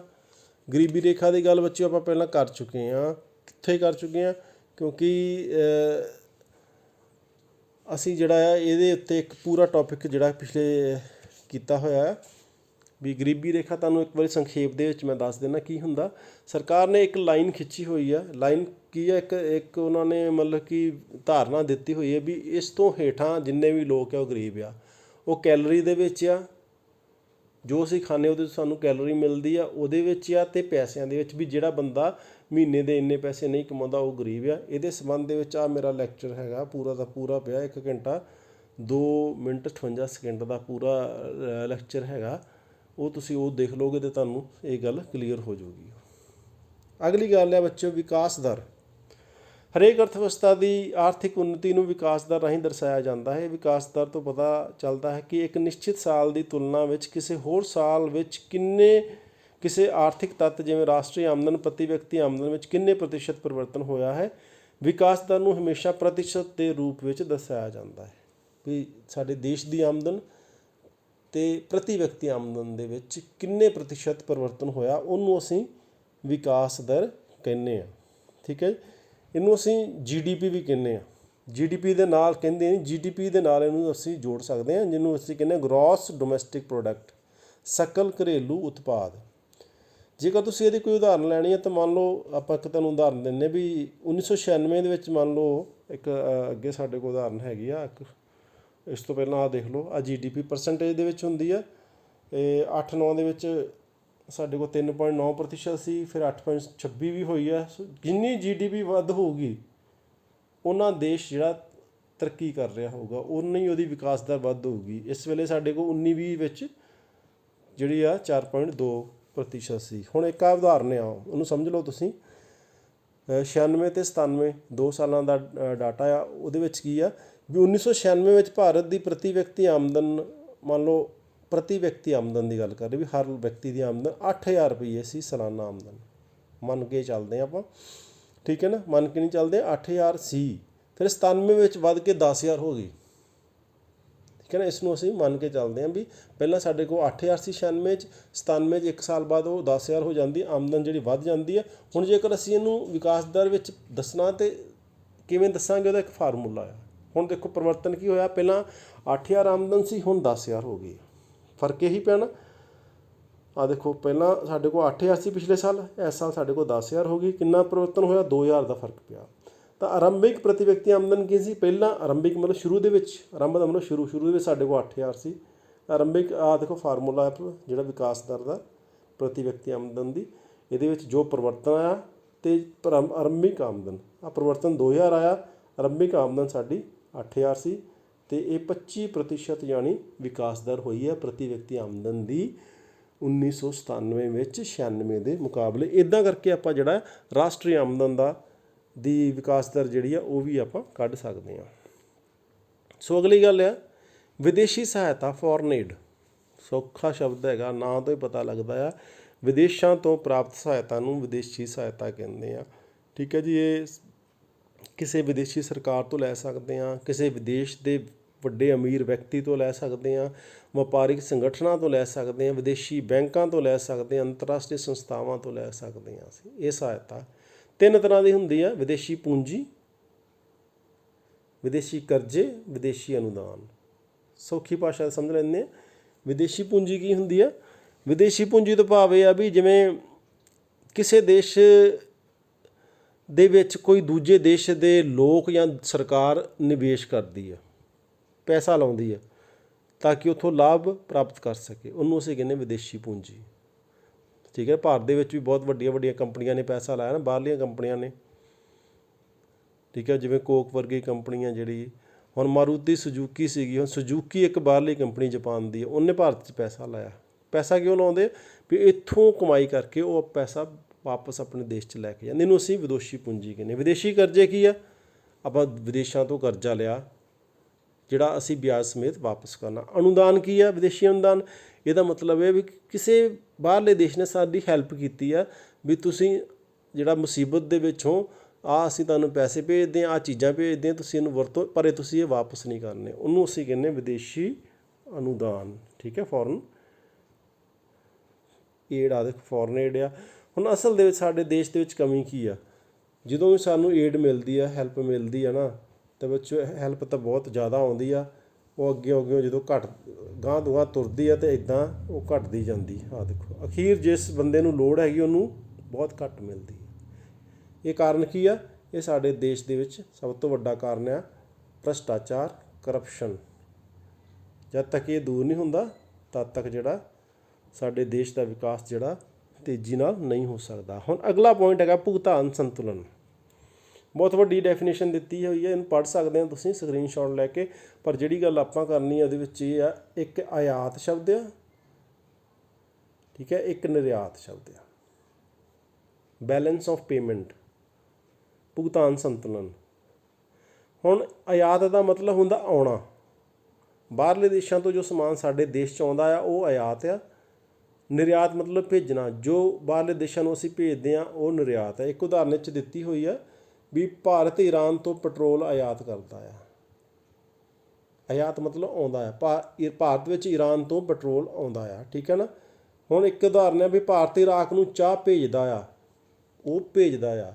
ਜਿਹੜਾ ਭੇਜਦੇ ਆ ਉਹ ਨਿਰਯਾਤ ਹੈ, ਜਿਹੜਾ ਆਉਂਦਾ ਆ ਉਹ ਆਯਾਤ ਹੈ। ਦੇਖੋ, ਆਉਣਾ ਅਤੇ ਆਯਾਤ, ਐੜੇ ਨੂੰ ਕੰਨਾਂ ਲੱਗਿਆ, ਉੱਧਰ ਵੀ ਐੜੇ ਨੂੰ ਕੰਨਾਂ ਲੱਗਿਆ। ਇੱਥੋਂ ਤੁਸੀਂ ਯਾਦ ਕਰ ਸਕਦੇ। ਆਯਾਤ ਦਾ ਮਤਲਬ ਆਉਣਾ, ਦੂਜੇ ਦੇਸ਼ 'ਚੋਂ ਸਾਡੇ ਦੇਸ਼ 'ਚ ਆਉਣਾ। ਇੰਪੋਰਟ, ਇੰਗਲਿਸ਼ ਉਹਨੂੰ ਕਹਿੰਦੇ ਇੰਪੋਰਟ। ਇੱਦਾਂ ਨਿਰਯਾਤ ਨੂੰ ਇੰਗਲਿਸ਼ 'ਚ ਕਹਿੰਦੇ ਆ ਐਕਸਪੋਰਟ। ਠੀਕ ਹੈ ਜੀ। ਹੁਣ ਬੈਲੈਂਸ ਆਫ ਪੇਮੈਂਟ ਦਾ ਮਤਲਬ ਕੀ ਆ? ਜੇਕਰ ਸਾਡੇ ਜਿਹੜੇ ਆਹ ਵਾਲੇ ਆਯਾਤ ਆ ਅਤੇ ਨਿਰਯਾਤ ਆ ਇਹ ਬਰਾਬਰ ਆ, ਮੰਨ ਲਓ ਅਸੀਂ 100 ਕਰੋੜ ਦੀ ਚੀਜ਼ ਬਾਹਰੋਂ ਮੰਗਾਈ ਆ, 100 ਕਰੋੜ ਦੀ ਚੀਜ਼ ਹੀ ਅਸੀਂ ਬਾਹਰ ਭੇਜਤੀ ਆ, ਤਾਂ ਸਾਡਾ ਆਯਾਤ ਨਿਰਯਾਤ ਜਿਹੜਾ ਆ ਉਹ ਬਰਾਬਰ ਆ। ਉਹਨੂੰ ਅਸੀਂ ਬੈਲੈਂਸ ਆਫ ਪੇਮੈਂਟ ਕਹਿੰਦੇ ਹਾਂ। ਭੁਗਤਾਨ ਜਿਹੜਾ ਸੰਤੁਲਨ ਦੇ ਵਿੱਚ ਆ। ਇੱਦਾਂ ਜਿਵੇਂ ਤੱਕੜੀ ਦੇਖੋ ਬਰਾਬਰ ਆ ਨਾ, ਆਹ ਸਮਾਨ ਆ ਰਿਹਾ ਆ, ਆਹ ਸਮਾਨ ਜਾ ਰਿਹਾ ਆ। ਇਹ ਜੇਕਰ ਬਰਾਬਰ ਆ ਤਾਂ ਜਿਹੜਾ ਸਾਡਾ ਜਿਹੜਾ ਹੈਗਾ ਭੁਗਤਾਨ ਸੰਤੁਲਨ ਦੇ ਵਿੱਚ ਹੈਗਾ। ਪਰ ਸਾਡੇ ਦੇਸ਼ 'ਚ ਕੀ ਆ, ਅਸੀਂ ਬਾਹਰੋਂ ਬਹੁਤਾ ਸਮਾਨ ਮੰਗਵਾਉਂਦੇ ਹਾਂ। ਆਹ ਦੇਖੋ ਨੀਵਾਂ, ਜ਼ਿਆਦਾ ਸਮਾਨ ਆ ਰਿਹਾ, ਇੱਧਰੋਂ ਉੱਚਾ ਆ, ਯਾਨੀ ਅਸੀਂ ਸਮਾਨ ਘੱਟ ਭੇਜ ਰਹੇ ਹਾਂ। ਕਿਉਂਕਿ ਜਿੰਨਾ ਸਮਾਨ ਅਸੀਂ ਵੱਧ ਤੋਂ ਵੱਧ ਬਾਹਰ ਭੇਜਾਂਗੇ, ਸਾਨੂੰ ਡਾਲਰਾਂ ਦੇ ਵਿੱਚ ਸਾਡੇ ਦੇਸ਼ ਨੂੰ ਕਮਾਈ ਹੋਊਗੀ, ਸਾਨੂੰ ਵੀ ਕਮਾਈ ਹੋਊਗੀ, ਸਾਡੇ ਦੇਸ਼ ਨੂੰ ਵੀ ਕਮਾਈ ਹੋਊਗੀ। ਤਾਂ ਇਹ ਬਹੁਤ ਵੱਡਾ ਨੁਕਸਾਨ ਹੈ ਸਾਡੇ ਦੇਸ਼ ਲਈ, ਕਿਉਂਕਿ ਅਸੀਂ ਬਹੁਤ ਸਾਰੀਆਂ ਚੀਜ਼ਾਂ ਬਾਹਰਲੇ ਦੇਸ਼ਾਂ ਤੋਂ ਮੰਗਵਾਉਂਦੇ ਹਾਂ, ਪਰ ਭੇਜਣ ਦੇ ਵਿੱਚ ਅਸੀਂ ਬਹੁਤ ਘੱਟ ਭੇਜਦੇ ਪਏ ਹਾਂ। ਸੋ ਇਸ ਕਰਕੇ ਜਿਹੜਾ ਆ ਇਸ ਚੀਜ਼ ਨੂੰ ਜਿਹੜਾ ਆ ਅਸੀਂ ਹੁਣ ਦੇਖੋ ਦੋ ਹਿਸਾਬ ਦੇ ਵਿੱਚ ਲੈ ਸਕਦੇ ਹਾਂ। ਜੇਕਰ ਭੁਗਤਾਨ ਸੰਤੁਲਨ ਜਿਹੜਾ ਹੈ ਨਾ, ਅਸੀਂ ਮੰਨ ਲਓ ਕਿ ਜੇਕਰ ਸਾਡੇ ਬਾਹਰਲੇ ਦੇਸ਼ਾਂ ਨੂੰ ਅਸੀਂ ਘੱਟ ਭੇਜ ਰਹੇ ਹਾਂ ਨਾ, ਤਾਂ ਇਹਦਾ ਮਤਲਬ ਸਾਡਾ ਜਿਹੜਾ ਭੁਗਤਾਨ ਸੰਤੁਲਨ ਪ੍ਰਤੀਕੂਲ ਆ। ਅਤੇ ਜੇ ਅਸੀਂ ਬਾਹਰਲੇ ਦੇਸ਼ਾਂ ਨੂੰ ਜ਼ਿਆਦਾ ਭੇਜ ਰਹੇ ਹਾਂ ਅਤੇ ਮੰਗਾ ਘੱਟ ਰਹੇ ਹਾਂ ਤਾਂ ਉਹ ਅਨੁਕੂਲ ਆ। ਠੀਕ ਹੈ ਜੀ। ਹੁਣ ਅਗਲੀ ਗੱਲ ਕਰਦੇ ਹਾਂ ਅਸੀਂ ਭੁਗਤਾਨ ਸੰਤੁਲਨ ਦੀਆਂ ਮਦਾਂ। Items of balance of payment ਦੋ ਹਿੱਸਿਆਂ 'ਚ ਵੰਡਿਆ ਜਾ ਸਕਦਾ। ਚਾਲੂ ਖਾਤੇ ਦੀਆਂ ਮਦਾਂ ਮਤਲਬ ਆਈਟਮਸ, ਚਾਲੂ ਪੂੰਜੀ ਖਾਤੇ ਦੀਆਂ ਮਦਾਂ। ਚਾਲੂ ਖਾਤੇ ਦੀ ਮਦਾਂ ਵਿੱਚ ਦੋ ਤਰ੍ਹਾਂ ਦੀਆਂ ਆ। ਦ੍ਰਿਸ਼ ਵਸਤਾਂ ਦਾ ਆਯਾਤ ਨਿਰਯਾਤ। ਦ੍ਰਿਸ਼ ਮਤਲਬ ਜਿਹੜੀਆਂ ਆਪਾਂ ਦੇਖ ਸਕਦੇ ਹਾਂ, ਦ੍ਰਿਸ਼ ਮਤਲਬ ਜਿਹੜੀਆਂ ਆਪਾਂ ਦੇਖ ਸਕਦੇ ਹਾਂ, ਉਹਦਾ ਆਯਾਤ ਵਿਆਤ। ਮੰਨ ਲਓ ਜਿਵੇਂ ਕੀ ਹੋ ਸਕਦਾ, ਕੱਪੜਾ, ਮਸ਼ੀਨਾਂ, ਚਾਹ, ਇਹ ਚੀਜ਼ਾਂ ਆਪਾਂ ਨੂੰ ਦਿਖਦੀਆਂ ਨਾ, ਇਹ ਦ੍ਰਿਸ਼ ਵਸਤੂਆਂ ਹੈ। ਇਹ ਭਾਵੇਂ ਅਸੀਂ ਭੇਜਦੇ ਹਾਂ ਜਾਂ ਮੰਗਵਾਉਂਦੇ ਹਾਂ, ਇਹਨੂੰ ਤੁਸੀਂ ਆਪਾਂ ਜਿਹੜਾ ਇਸ ਹਿਸਾਬ ਨਾਲ ਦੇਖ ਸਕਦੇ ਹਾਂ। ਹੁਣ ਅੱਗੇ ਅਪਰਤੱਖ ਜਾਂ ਆਦ੍ਰਿਸ਼ ਵਸਤੂਆਂ, ਜਿਹਦੇ ਵਿੱਚ ਅਸੀਂ ਕੋਈ ਵਸਤੂ ਨਹੀਂ ਭੇਜਦੇ, ਸਿਰਫ ਸਰਵਿਸਿਸ ਦੀ ਗੱਲ ਕਰਦੇ। ਪਹਿਲਾਂ ਵੀ ਗੱਲ ਕੀਤੀ ਗੁੱਡਸ ਐਂਡ ਸਰਵਿਸਿਸ। ਦ੍ਰਿਸ਼ ਵਸਤੂਆਂ ਗੁੱਡਸ ਆ, ਅਦ੍ਰਿਸ਼ ਵਸਤੂਆਂ ਸਰਵਿਸਿਸ ਆ। ਯਾਨੀ ਜਿਵੇਂ ਅਸੀਂ ਦੇਖ ਲੈਂਦੇ ਵਿਦੇਸ਼ੀ ਯਾਤਰਾਵਾਂ ਕਰਦੇ ਹਾਂ ਜਾਂ ਸਰਕਾਰੀ ਲੈਣ ਦੇਣ ਦੇ ਵਿੱਚ ਜਿਹੜਾ ਪੈਸੇ ਜਿਹੜੇ ਹਿਸਾਬ ਕਿਤਾਬ ਵਿੱਚ ਜਾਂਦਾ, ਜਾਂ ਅਸੀਂ ਕਿਤੇ ਹੋਰ ਨਿਵੇਸ਼ ਕਰਦੇ ਹਾਂ, ਠੀਕ ਹੈ ਨਾ, ਜਾਂ ਅਸੀਂ ਬੀਮਾ ਕੰਪਨੀਆਂ ਦਾ ਨਿਵੇਸ਼ ਕਰਦੇ ਹਾਂ ਜਾਂ ਬੈਂਕਾਂ 'ਚ ਕਰਾਉਂਦੇ ਹਾਂ, ਡਾਕਟਰਾਂ ਇੰਜੀਨੀਅਰਾਂ ਦੀਆਂ ਸਰਵਿਸਿਸ ਲੈਂਦੇ ਹਾਂ, ਉਹ ਅਦ੍ਰਿਸ਼ ਵਸਤੂਆਂ ਦਾ ਆਯਾਤ ਨਿਰਯਾਤ ਆ। ਹੁਣ ਅੱਗੇ ਆ ਪੂੰਜੀ ਖਾਤੇ ਦੀਆਂ ਮਦਾਂ। ਹੁਣ ਪੂੰਜੀ ਖਾਤੇ ਦੀਆਂ ਮਦਾਂ ਆ ਨਿੱਜੀ ਕਰਜ਼ੇ, ਬੈਂਕ ਪੂੰਜੀ, ਸਰਕਾਰੀ ਪੂੰਜੀ, ਸੋਨੇ ਦਾ ਆਯਾਤ ਨਿਰਯਾਤ। ਠੀਕ ਹੈ ਜੀ, ਇਹ ਆ ਪੂੰਜੀ ਖਾਤੇ ਦੀਆਂ ਮਦਾਂ, ਵੀ ਕਿਹੜਾ ਸਮਾਨ ਅਸੀਂ ਆਯਾਤ ਕਰਦੇ, ਕਿਹੜਾ ਨਿਰਯਾਤ ਕਰਦੇ। ਇਹਨਾਂ ਦੇ ਵਿੱਚੋਂ ਇਹ ਚੀਜ਼ਾਂ ਜਿਹੜੀਆਂ ਤੁਸੀਂ ਆਪਣੇ ਦਿਮਾਗ ਦੇ ਵਿੱਚ ਬਿਠਾ ਸਕਦੇ ਹੋ। ਅਗਲੀ ਗੱਲ ਆ ਮੌਦਰਿਕ ਨੀਤੀ, ਮੋਨੀਟਰੀ ਪਾਲਿਸੀ। ਕਹਿਣ ਦਾ ਮਤਲਬ ਆ ਵੀ ਮੌਦਰਿਕ ਨੀਤੀ ਦੇ ਵਿੱਚ ਕੀ ਆ, ਵੀ ਜਿਸ ਰਾਹੀਂ ਕਿਸੇ ਦੇਸ਼ ਦੀ ਸਰਕਾਰ ਕੇਂਦਰੀ ਬੈਂਕ ਦੁਆਰਾ ਵਿਸ਼ੇਸ਼ ਟੀਚਿਆਂ ਦੀ ਪ੍ਰਾਪਤੀ, ਮੁਦਰਾ ਦੀ ਪੂਰਤੀ, ਮੁਦਰਾ ਦੀ ਲਾਗਤ ਜਾਂ ਵਿਆਜ ਦੀ ਦਰ, ਮੁਦਰਾ ਦੀ ਉਪਲਬਧੀ ਨੂੰ ਕੰਟਰੋਲ ਕਰਦੀ ਆ। ਇਹਦੇ ਕੁਛ ਉਦੇਸ਼ ਆ। ਹੁਣ ਮੁਦਰਾ ਦੀ ਪੂਰਤੀ ਤੋਂ ਮਤਲਬ ਇਹ ਸਮਝ ਲਓ ਤੁਸੀਂ ਕੀ ਹੁੰਦਾ, ਵੀ ਸਰਕਾਰ ਜਿਹੜੀ ਆ ਬਾਜ਼ਾਰ ਦੇ ਵਿੱਚ ਮੁਦਰਾ ਦਾ ਮਤਲਬ ਇੱਥੇ ਪੈਸੇ ਲਿਆ ਗਿਆ ਆ, ਵੀ ਉਹ ਜਿਹੜੀ ਸਾਡਾ ਜਿਹੜਾ ਪੈਸਾ ਹੈ ਉਹਦੇ 'ਤੇ ਆਪਾਂ ਕਿਵੇਂ ਕੰਟਰੋਲ ਕਰਨਾ ਤਾਂ ਕਿ ਜਿਹੜੀ ਆ ਮਹਿੰਗਾਈ ਨਾ ਵੱਧ ਸਕੇ ਅਤੇ ਸਾਰਾ ਕੁਛ ਸਰਕਾਰ ਦੇ ਕੰਟਰੋਲ 'ਚ ਰਵੇ। ਠੀਕ ਹੈ ਨਾ। ਇਹਦੇ ਵਿੱਚ ਬੈਂਕ ਦੀ ਜਿਵੇਂ ਵਿਆਜ ਦਰ ਹੁੰਦੀ ਉਹਦੇ 'ਤੇ ਕੰਟਰੋਲ ਰੱਖਣਾ। ਫਿਰ ਜਿਹੜਾ ਬਾਜ਼ਾਰ ਦੇ ਵਿੱਚ ਖੁੱਲ੍ਹਾਪਨ ਦਾ ਮਤਲਬ ਹੁੰਦਾ ਵੀ ਕੋਈ ਵੀ ਬੰਦਾ ਜਿਹੜਾ ਆ ਕੇ ਬਾਜ਼ਾਰ ਦੇ ਵਿੱਚ ਪੈਸਾ ਲਾ ਸਕਦਾ ਹੈ ਨਾ, ਉਹਦੇ 'ਤੇ ਕੰਟਰੋਲ ਰੱਖਣਾ। ਫਿਰ ਜਿਵੇਂ ਘੱਟ ਕੀਮਤਾਂ 'ਤੇ ਆਪਾਂ ਲੋਕਾਂ ਨੂੰ ਸਮਾਨ ਮੁਹੱਈਆ ਕਰਾਉਂਦੇ ਹਾਂ ਨਾ, ਜਿਹੜੇ ਗਰੀਬ ਲੋਕ ਹੈਗੇ ਗਰੀਬੀ ਰੇਖਾ ਤੋਂ ਹੇਠਾਂ, ਉਹ ਵੀ ਸਰਕਾਰ ਨੇ ਪ੍ਰਬੰਧ ਕਰਨਾ। ਅਤੇ ਜੇ ਲਿਕੁਇਡਿਟੀ ਜਿਹੜੀ ਪੈਸੇ ਦੀ ਦੇਖਣਾ, ਵੀ ਬਾਜ਼ਾਰ ਦੇ ਵਿੱਚ ਪੈਸਾ ਰਵੇ, ਇਹ ਨਾ ਹੋਵੇ ਕੁਛ ਲੋਕ ਇਕੱਠਾ ਕਰ ਲੈਣ। ਤੁਸੀਂ ਦੇਖਦੇ ਨਾ ਅਕਸਰ ਆਪਾਂ ਅਖਬਾਰਾਂ 'ਚ ਪੜ੍ਹਦੇ ਹਾਂ ਵੀ ਕਿਸੇ ਦੇ ਛਾਪਾ ਪਿਆ, ਉਹਦੇ ਘਰ ਜਿਹੜਾ ਆ 500 ਕਰੋੜ ਰੁਪਏ ਜਿਹੜਾ ਕੈਸ਼ ਪ੍ਰਾਪਤ ਕੀਤਾ। ਲੋਕ ਕਿਉਂ ਇੱਦਾਂ ਕਰਦੇ? ਕਿਉਂਕਿ ਉਹ 2 ਨੰਬਰ ਦੇ ਵਿੱਚ ਕੰਮ ਕਰਦੇ ਆ, ਬਿੱਲ ਨਹੀਂ ਕੱਟਦੇ। ਬਿੱਲ ਕੱਟਣਗੇ ਅਤੇ GST ਦੇਣਾ ਪਊਗਾ, ਅਤੇ ਉਹ ਕੈਸ਼ ਲੈ ਕੇ ਕੈਸ਼ ਨੂੰ ਫਿਰ ਉਹ ਆਪਣੇ ਘਰਾਂ ਦੇ ਵਿੱਚ ਜਮ੍ਹਾਂ ਕਰ ਲੈਂਦੇ। ਇੱਦਾਂ ਫਿਰ ਛਾਪੇ ਪੈਂਦੇ ਇਨਕਮ ਟੈਕਸ 'ਤੇ। ਫਿਰ ਉਹ ਜਿਹੜਾ ਉਹਨਾਂ ਦਾ ਘਰ ਦੇ ਵਿੱਚੋਂ ਸੋਨਾ ਜਾਂ ਹੋਰ ਪ੍ਰੋਪਰਟੀ ਸਾਰਾ ਉਹ ਡਿਟੇਲ ਦੇਖਦੇ, ਫਿਰ ਉਹਨਾਂ 'ਤੇ ਜਿਹੜਾ ਉਹਨਾਂ ਨੂੰ ਸਜ਼ਾ ਹੁੰਦੀ, ਉਹਨਾਂ 'ਤੇ ਜਿਹੜਾ ਉਹਨਾਂ ਨੂੰ ਫਾਈਨ ਲਾਇਆ ਜਾਂਦਾ। ਇਹ ਸਰਕਾਰਾਂ ਦਾ ਸਾਰਾ ਇੰਤਜ਼ਾਮ। ਇਹ ਆਪਾਂ ਇਸ ਨੂੰ ਅਸੀਂ ਕਹਿੰਦੇ ਹਾਂ ਸਰਕਾਰ ਦੀ ਮੌਦਰਿਕ ਨੀਤੀ। ਫਿਰ ਇੱਕ ਨੀਤੀ ਹੋਰ ਹੁੰਦੀ ਹੈ ਬੱਚੇ, ਉਹਨੂੰ ਕਹਿੰਦੇ ਆ ਰਾਜਕੋਸ਼ੀ ਨੀਤੀ। ਹੁਣ ਇਹਦੇ ਵਿੱਚ ਕੀ ਆ, ਸਰਕਾਰ ਆਪਣੇ ਕੁਛ ਉਦੇਸ਼ਾਂ ਨੂੰ ਪ੍ਰਾਪਤ ਕਰਨ ਲਈ, ਜਿਵੇਂ ਆਮਦਨ ਖਰਚ ਅਤੇ ਕਰਜ਼ਿਆਂ ਸੰਬੰਧੀ ਇਹ ਜਿਹੜੀ ਨੀਤੀ ਇਹਦੀ ਬਣਾਉਂਦੀ, ਉਹਨੂੰ ਆਪਾਂ ਰਾਜਕੋਸ਼ੀ ਨੀਤੀ ਕਹਿੰਦੇ ਹਾਂ। ਉਹਨੂੰ ਫਿਜ਼ੀਕਲ ਪਾਲਿਸੀ ਵੀ ਕਹਿੰਦੇ ਹਾਂ। ਕੁਛ ਉਦੇਸ਼ ਦੇਖੋ ਥੱਲੇ ਦਿੱਤੇ ਹੋਏ: ਆਰਥਿਕ ਵਿਕਾਸ, ਕੀਮਤ ਸਥਿਰਤਾ, ਵਟਾਂਦਰਾ ਸਥਿਰਤਾ, ਪੂਰਨ ਰੁਜ਼ਗਾਰ, ਆਰਥਿਕ ਸਮਾਨਤਾ। ਹੁਣ ਰਾਜਕੋਸ਼ੀ ਨੀਤੀ ਦੀਆਂ ਵੀ ਕੁਛ ਉਹਦੀਆਂ ਤਰੀਕੇ ਹੁੰਦੇ। ਕਿਵੇਂ ਹੁੰਦੇ ਆ? ਜਿਵੇਂ ਟੈਕਸ ਜਿਹੜੇ ਆ, ਉਹ 'ਚ 2 ਤਰ੍ਹਾਂ ਦੇ ਟੈਕਸ ਆਉਂਦੇ: ਪ੍ਰਤੱਖ ਟੈਕਸ ਅਤੇ ਅਪ੍ਰਤੱਖ ਟੈਕਸ। ਡਾਇਰੈਕਟ ਟੈਕਸ ਅਤੇ ਦੂਜੇ ਇਨਡਾਇਰੈਕਟ ਟੈਕਸ। ਇਹਦੇ ਵਿੱਚ ਕੀ ਹੁੰਦਾ ਵੀ ਡਾਇਰੈਕਟ ਟੈਕਸ ਜਿਹੜੇ ਹੁੰਦੇ ਪ੍ਰਤੱਖ ਕਰ ਜਿਹੜੇ ਉੱਤੇ ਲਾਇਆ ਜਾਂਦਾ, ਜਿਹੜੇ ਬੰਦੇ 'ਤੇ ਉਹਨੂੰ ਹੀ ਦੇਣਾ ਪੈਂਦਾ। ਮੰਨ ਲਓ ਮੇਰੇ 'ਤੇ ਜਿਹੜਾ ਟੈਕਸ ਹੈਗਾ, ਇਨਕਮ ਟੈਕਸ ਮੈਂ ਦੇਣਾ ਨਾ, ਠੀਕ ਹੈ ਨਾ, 50,000 ਰੁਪਇਆ, ਅਤੇ ਮੈਂ ਹੀ ਦੇਣਾ, ਕਿਸੇ ਹੋਰ ਬੰਦੇ ਨੇ ਨਹੀਂ ਦੇਣਾ। ਇਨਡਾਇਰੈਕਟ ਟੈਕਸ ਕੀ ਹੁੰਦਾ? ਜਿਵੇਂ ਆਪਾਂ ਕੋਈ ਪੈਨ ਲੈਣ ਗਏ ਹਾਂ, ਕੋਈ ਕਾਪੀ ਲੈਣ ਗਏ ਹਾਂ, ਕੋਈ ਕਿਤਾਬ ਲੈਣ ਗਏ ਹਾਂ, ਅਸੀਂ ਉਹਦੀ ਕੀਮਤ ਦੇ ਦਿੱਤੀ, ਉਹਦੀ ਕੀਮਤ ਦੇ ਵਿੱਚ ਹੀ ਟੈਕਸ ਹੁੰਦਾ ਸ਼ਾਮਲ। ਸਾਨੂੰ ਨਹੀਂ ਪਤਾ ਲੱਗਦਾ ਵੀ ਇਹਦੇ ਉੱਤੇ ਟੈਕਸ ਹੈ। ਉਹਨੂੰ ਅਸੀਂ ਕਹਿੰਦੇ ਹਾਂ ਪ੍ਰਤੱਖ ਟੈਕਸ ਜਾਂ ਅਪ੍ਰਤੱਖ ਟੈਕਸ, ਡਾਇਰੈਕਟ ਟੈਕਸ ਜਾਂ ਇਨਡਾਇਰੈਕਟ ਟੈਕਸ। ਠੀਕ ਹੈ। ਫਿਰ ਸਰਕਾਰ ਜਿਹੜੀ ਕਰਜ਼ੇ ਦਾ ਵੀ ਪ੍ਰਬੰਧ ਕਰਦੀ ਹੈ। ਆਪਾਂ ਪਹਿਲਾਂ ਗੱਲ ਕਰਦੀ ਘਾਟੇ ਦੀ ਵਿੱਤ ਵਿਵਸਥਾ ਦੀ ਵੀ ਗੱਲ ਕੀਤੀ, ਵੀ ਜਿਵੇਂ ਘਾਟਾ ਪੈਂਦਾ, ਨਵੇਂ ਨੋਟ ਛਾਪ ਕੇ ਜਿਹੜਾ ਉਸ ਘਾਟੇ ਨੂੰ ਪੂਰਾ ਕੀਤਾ ਜਾਂਦਾ ਹੈ। ਤਾਂ ਇਹ ਆ ਸਰਕਾਰ ਦੀ ਰਾਜਕੋਸ਼ੀ ਨੀਤੀ। ਇਹਨੂੰ ਆਪਾਂ ਹੋਰ ਵੀ ਡਿਟੇਲ 'ਚ ਦੇਖ ਸਕਦੇ ਹਾਂ। ਫਿਜ਼ੀਕਲ ਪਾਲਿਸੀ ਅਤੇ ਮੋਨੀਟਰੀ ਪਾਲਿਸੀ ਰਾਜਕੋਸ਼ੀ ਨੀਤੀ ਤੇ ਮੌਦਰਿਕ ਨੀਤੀ ਨੂੰ ਅਸੀਂ ਕੰਪੇਅਰ ਵੀ ਕਰ ਸਕਦੇ ਹਾਂ। ਹੁਣ ਇਹਦੇ ਵਿੱਚ ਇੱਕ ਜਿਹੜੀ ਸਾਡੀ ਰਾਜਕੋਸ਼ੀ ਨੀਤੀ ਹੈ, ਤੁਸੀਂ ਦੇਖੋ 'ਚ ਲਿਖਿਆ change in government spending and tax rates, ਵੀ ਸਰਕਾਰ ਜਿਹੜੀ ਆ ਕੀ ਕਰਦੀ ਆ, ਚੇਂਜ ਕਰਦੀ। ਇਹ 'ਚ ਵੀ ਸੇਮ ਹੈਗਾ, ਪਰ ਇਹਦੇ 'ਚ ਕੀ ਆ, ਮਨੀ ਸਪਲਾਈ ਆ। ਸਰਕਾਰ ਦੀ ਨੀਤੀ ਆ ਵੀ ਆਪਾਂ ਇੰਟਰਸਟ ਰੇਟ ਆ ਜਿਹੜਾ ਵਿਆਜ ਦੀ ਦਰ ਆ ਉਹਨੂੰ ਘਟਾਉਣਾ ਆ ਕਿ ਵਧਾਉਣਾ ਆ। ਸਰਕਾਰ ਦੀ ਨੀਤੀ ਆ ਵੀ ਮਨੀ ਦੀ ਸਪਲਾਈ ਆ, ਪੈਸੇ ਨਵੇਂ ਹੋਰ ਜਾਰੀ ਕਰਨੇ ਕਿ ਨਹੀਂ ਕਰਨੇ, ਠੀਕ ਹੈ। ਫਿਰ ਜਿਹੜੀ ਫਿਜ਼ੀਕਲ ਪੋਲਿਸੀ ਆ, ਰਾਜਕੋਸ਼ੀ ਪਾਲਿਸੀ ਆ, ਇਹ ਗੌਰਮੈਂਟ ਤੈਅ ਕਰਦੀ ਆ। ਫਿਰ ਜਿਹੜੀ ਮੌਦਰਿਕ ਨੀਤੀ ਆ ਉਹਨੂੰ ਕੌਣ ਕਰਦਾ, ਸੈਂਟਰਲ ਬੈਂਕ ਯਾਨੀ ਰਿਜ਼ਰਵ ਬੈਂਕ ਆਫ ਇੰਡੀਆ ਕਰਦਾ ਆ। ਫਿਰ ਜਿਹੜੀ ਰਾਜਕੋਸ਼ੀ ਨੀਤੀ ਉਹਦਾ ਕੋਈ ਖਾਸ ਟਾਰਗੇਟ ਐਡਾ ਨਹੀਂ ਹੁੰਦਾ, ਅੰਦਾਜ਼ੇ ਨਾਲ ਚੱਲਦਾ ਆ। ਅਤੇ ਇਹਦੇ 'ਚ ਹੁੰਦਾ ਇਨਫਲੇਸ਼ਨ ਨੂੰ ਕੰਟਰੋਲ ਕਰਨਾ, ਮੌਦਰਿਕ ਨੀਤੀ ਨੂੰ। ਇਨਫਲੇਸ਼ਨ ਮਤਲਬ ਕੀਮਤਾਂ ਵਿੱਚ ਵਾਧਾ, ਕੀਮਤਾਂ ਦੇ ਵਾਧੇ ਨੂੰ ਰੋਕਣ ਦੇ ਲਈ ਇਹ ਜਿਹੜੀ ਆ ਬਣਾਈ ਜਾਂਦੀ ਹੈ ਮੌਦਰਿਕ ਨੀਤੀ, ਠੀਕ ਹੈ। ਫਿਰ side effect of government budget and borrowing, ਇਹਦੇ ਕੁਛ ਨੁਕਸਾਨ ਵੀ ਸਾਨੂੰ ਹੁੰਦੇ, ਕਿਹਦੇ, ਰਾਜਕੋਸ਼ੀ ਨੀਤੀ ਦੇ। ਇਹਦੇ 'ਚ ਕੀ ਹੁੰਦਾ, side effect on exchange rate and housing market. Housing market ਕੀ ਆ, ਆਪਾਂ ਜਿਵੇਂ ਹਾਊਸ ਲੋਨ ਲੈਂਦੇ, ਘਰ ਦੇ ਬਣਾਉਣ ਲਈ ਕਰਜ਼ਾ ਲੈਂਦੇ, ਉਹ ਰੇਟ ਜਿਹੜੇ ਆ ਅਕਸਰ ਜਿਹੜੇ ਆ ਚੇਂਜ ਹੁੰਦੇ ਰਹਿੰਦੇ ਆ, ਘਟਦੇ ਵੱਧਦੇ ਰਹਿੰਦੇ ਆ। ਫਿਰ ਅਗਲੀ ਗੱਲ ਹੈਗੀ strong political dimension to changing tax rate. ਫਿਰ ਸਰਕਾਰ ਜਿਹੜੀ ਆ ਉਹ ਟੈਕਸ ਰੇਟ ਘਟਾਉਂਦੀ ਹੈ, ਵਧਾਉਂਦੀ ਹੈ। ਇੱਥੇ ਹੈਗਾ ਇੰਡੀਪੈਂਡੈਂਟ ਹੁੰਦਾ, ਪੋਲੀਟੀਕਲ ਪ੍ਰੋਸੈਸ ਤੋਂ ਇੰਡੀਪੈਂਡੈਂਟ ਹੁੰਦੀ। ਇਹ ਸਾਰਾ ਤੈਅ ਕੌਣ ਕਰਦਾ, ਜਿਹੜਾ ਸਟੇਟ ਬੈਂਕ, ਜਿਹੜਾ ਰਿਜ਼ਰਵ ਬੈਂਕ ਦਾ ਗਵਰਨਰ ਹੁੰਦਾ ਜਾਂ ਜਿਹੜੀ ਉਹਨਾਂ ਦਾ ਪੈਨਲ ਹੁੰਦਾ, ਉਹ ਤੈਅ ਕਰਦੀ ਹੈ, ਠੀਕ ਹੈ। ਇਹ ਸੀ ਸਾਡੀ ਰਾਜਕੋਸ਼ੀ ਨੀਤੀ ਅਤੇ ਮੌਦਰਿਕ ਨੀਤੀ। ਸੋ ਬੱਚਿਓ, ਇਹ ਸਾਡਾ ਜਿਹੜਾ ਕੰਸੈਪਟ ਸੀਗਾ ਜਿਹੜਾ ਸੀਗਾ ਸਾਡਾ ਬੇਸਿਕ ਕੰਸੈਪਟ ਆਫ ਇਕਨੋਮਿਕਸ, ਉਹਦਾ ਲੈਸਨ ਸੀਗਾ। ਇਹਦੇ 'ਚ ਤਕਰੀਬਨ 20 ਦੇ ਕਰੀਬ ਜਿਹੜੀਆਂ ਧਾਰਨਾਵਾਂ ਸੀ, ਕੰਸੈਪਟ ਸੀਗੇ, ਉਹਨਾਂ ਨੂੰ ਆਪਾਂ ਥੋੜ੍ਹਾ ਜਿਹਾ ਸੰਖੇਪ ਦੇ ਵਿੱਚ ਜਾਣਕਾਰੀ ਪ੍ਰਾਪਤ ਕੀਤੀ ਆ। ਜੇਕਰ ਕਹਿਣ ਦਾ ਮਤਲਬ ਇਹ ਹੈ ਵੀ ਜੇ ਅਸੀਂ ਇਹਨਾਂ ਸਾਰਿਆਂ ਨੂੰ ਇਹਨਾਂ ਨੂੰ ਸ਼ਬਦਾਂ ਨੂੰ ਚੰਗੀ ਤਰ੍ਹਾਂ ਸਮਝ ਲਵਾਂਗੇ ਤਾਂ ਅੱਗੇ ਆਉਣ ਵਾਲੇ ਸਮੇਂ ਦੇ ਵਿੱਚ ਜਿਹੜਾ ਆ ਸਾਨੂੰ ਜਿਹੜਾ ਆ ਇਕਨੋਮਿਕਸ ਦੇ ਵਿੱਚ, ਅਰਥ ਸ਼ਾਸਤਰ ਦੇ ਵਿੱਚ ਜਿਹੜਾ ਆ ਕੋਈ ਵੀ ਜਾਂ ਕਿਸੇ ਵੀ ਗੱਲ ਨੂੰ ਸਮਝਣ 'ਚ ਜਿਹੜੀ ਕੋਈ ਮੁਸ਼ਕਲ ਨਹੀਂ ਆਊਗੀ। ਸੋ ਇਹ ਧਾਰਨਾਵਾਂ, ਇਹਨਾਂ ਦਾ ਅਰਥ ਜਿਹੜਾ ਸਾਨੂੰ ਸਮਝਣਾ ਪੈਣਾ ਆ। ਇਹ ਸ਼ਬਦ ਜਿਹੜੇ ਹਰ ਇਸ ਸ਼ਬਦ ਜਿਹੜੇ ਉਹ ਹਰੇਕ ਸ਼ਬਦ ਦਾ ਇੱਕ ਵਿਸਤ੍ਰਿਤ ਅਰਥ ਆ। ਇੱਕ ਆਮ ਬੰਦੇ ਦੀ ਭਾਸ਼ਾ ਵਿੱਚ ਅਰਥ ਵੱਖਰਾ ਆ, ਪਰ ਅਰਥ ਸ਼ਾਸਤਰ 'ਚ ਇਹਦਾ ਅਰਥ ਜਿਹੜਾ ਵੱਖਰਾ ਆ। ਸੋ ਆਪਣਾ ਟੋਪਿਕ ਇੱਥੇ ਕੰਪਲੀਟ ਹੋ ਜਾਂਦਾ ਆ। ਥੈਂਕਸ।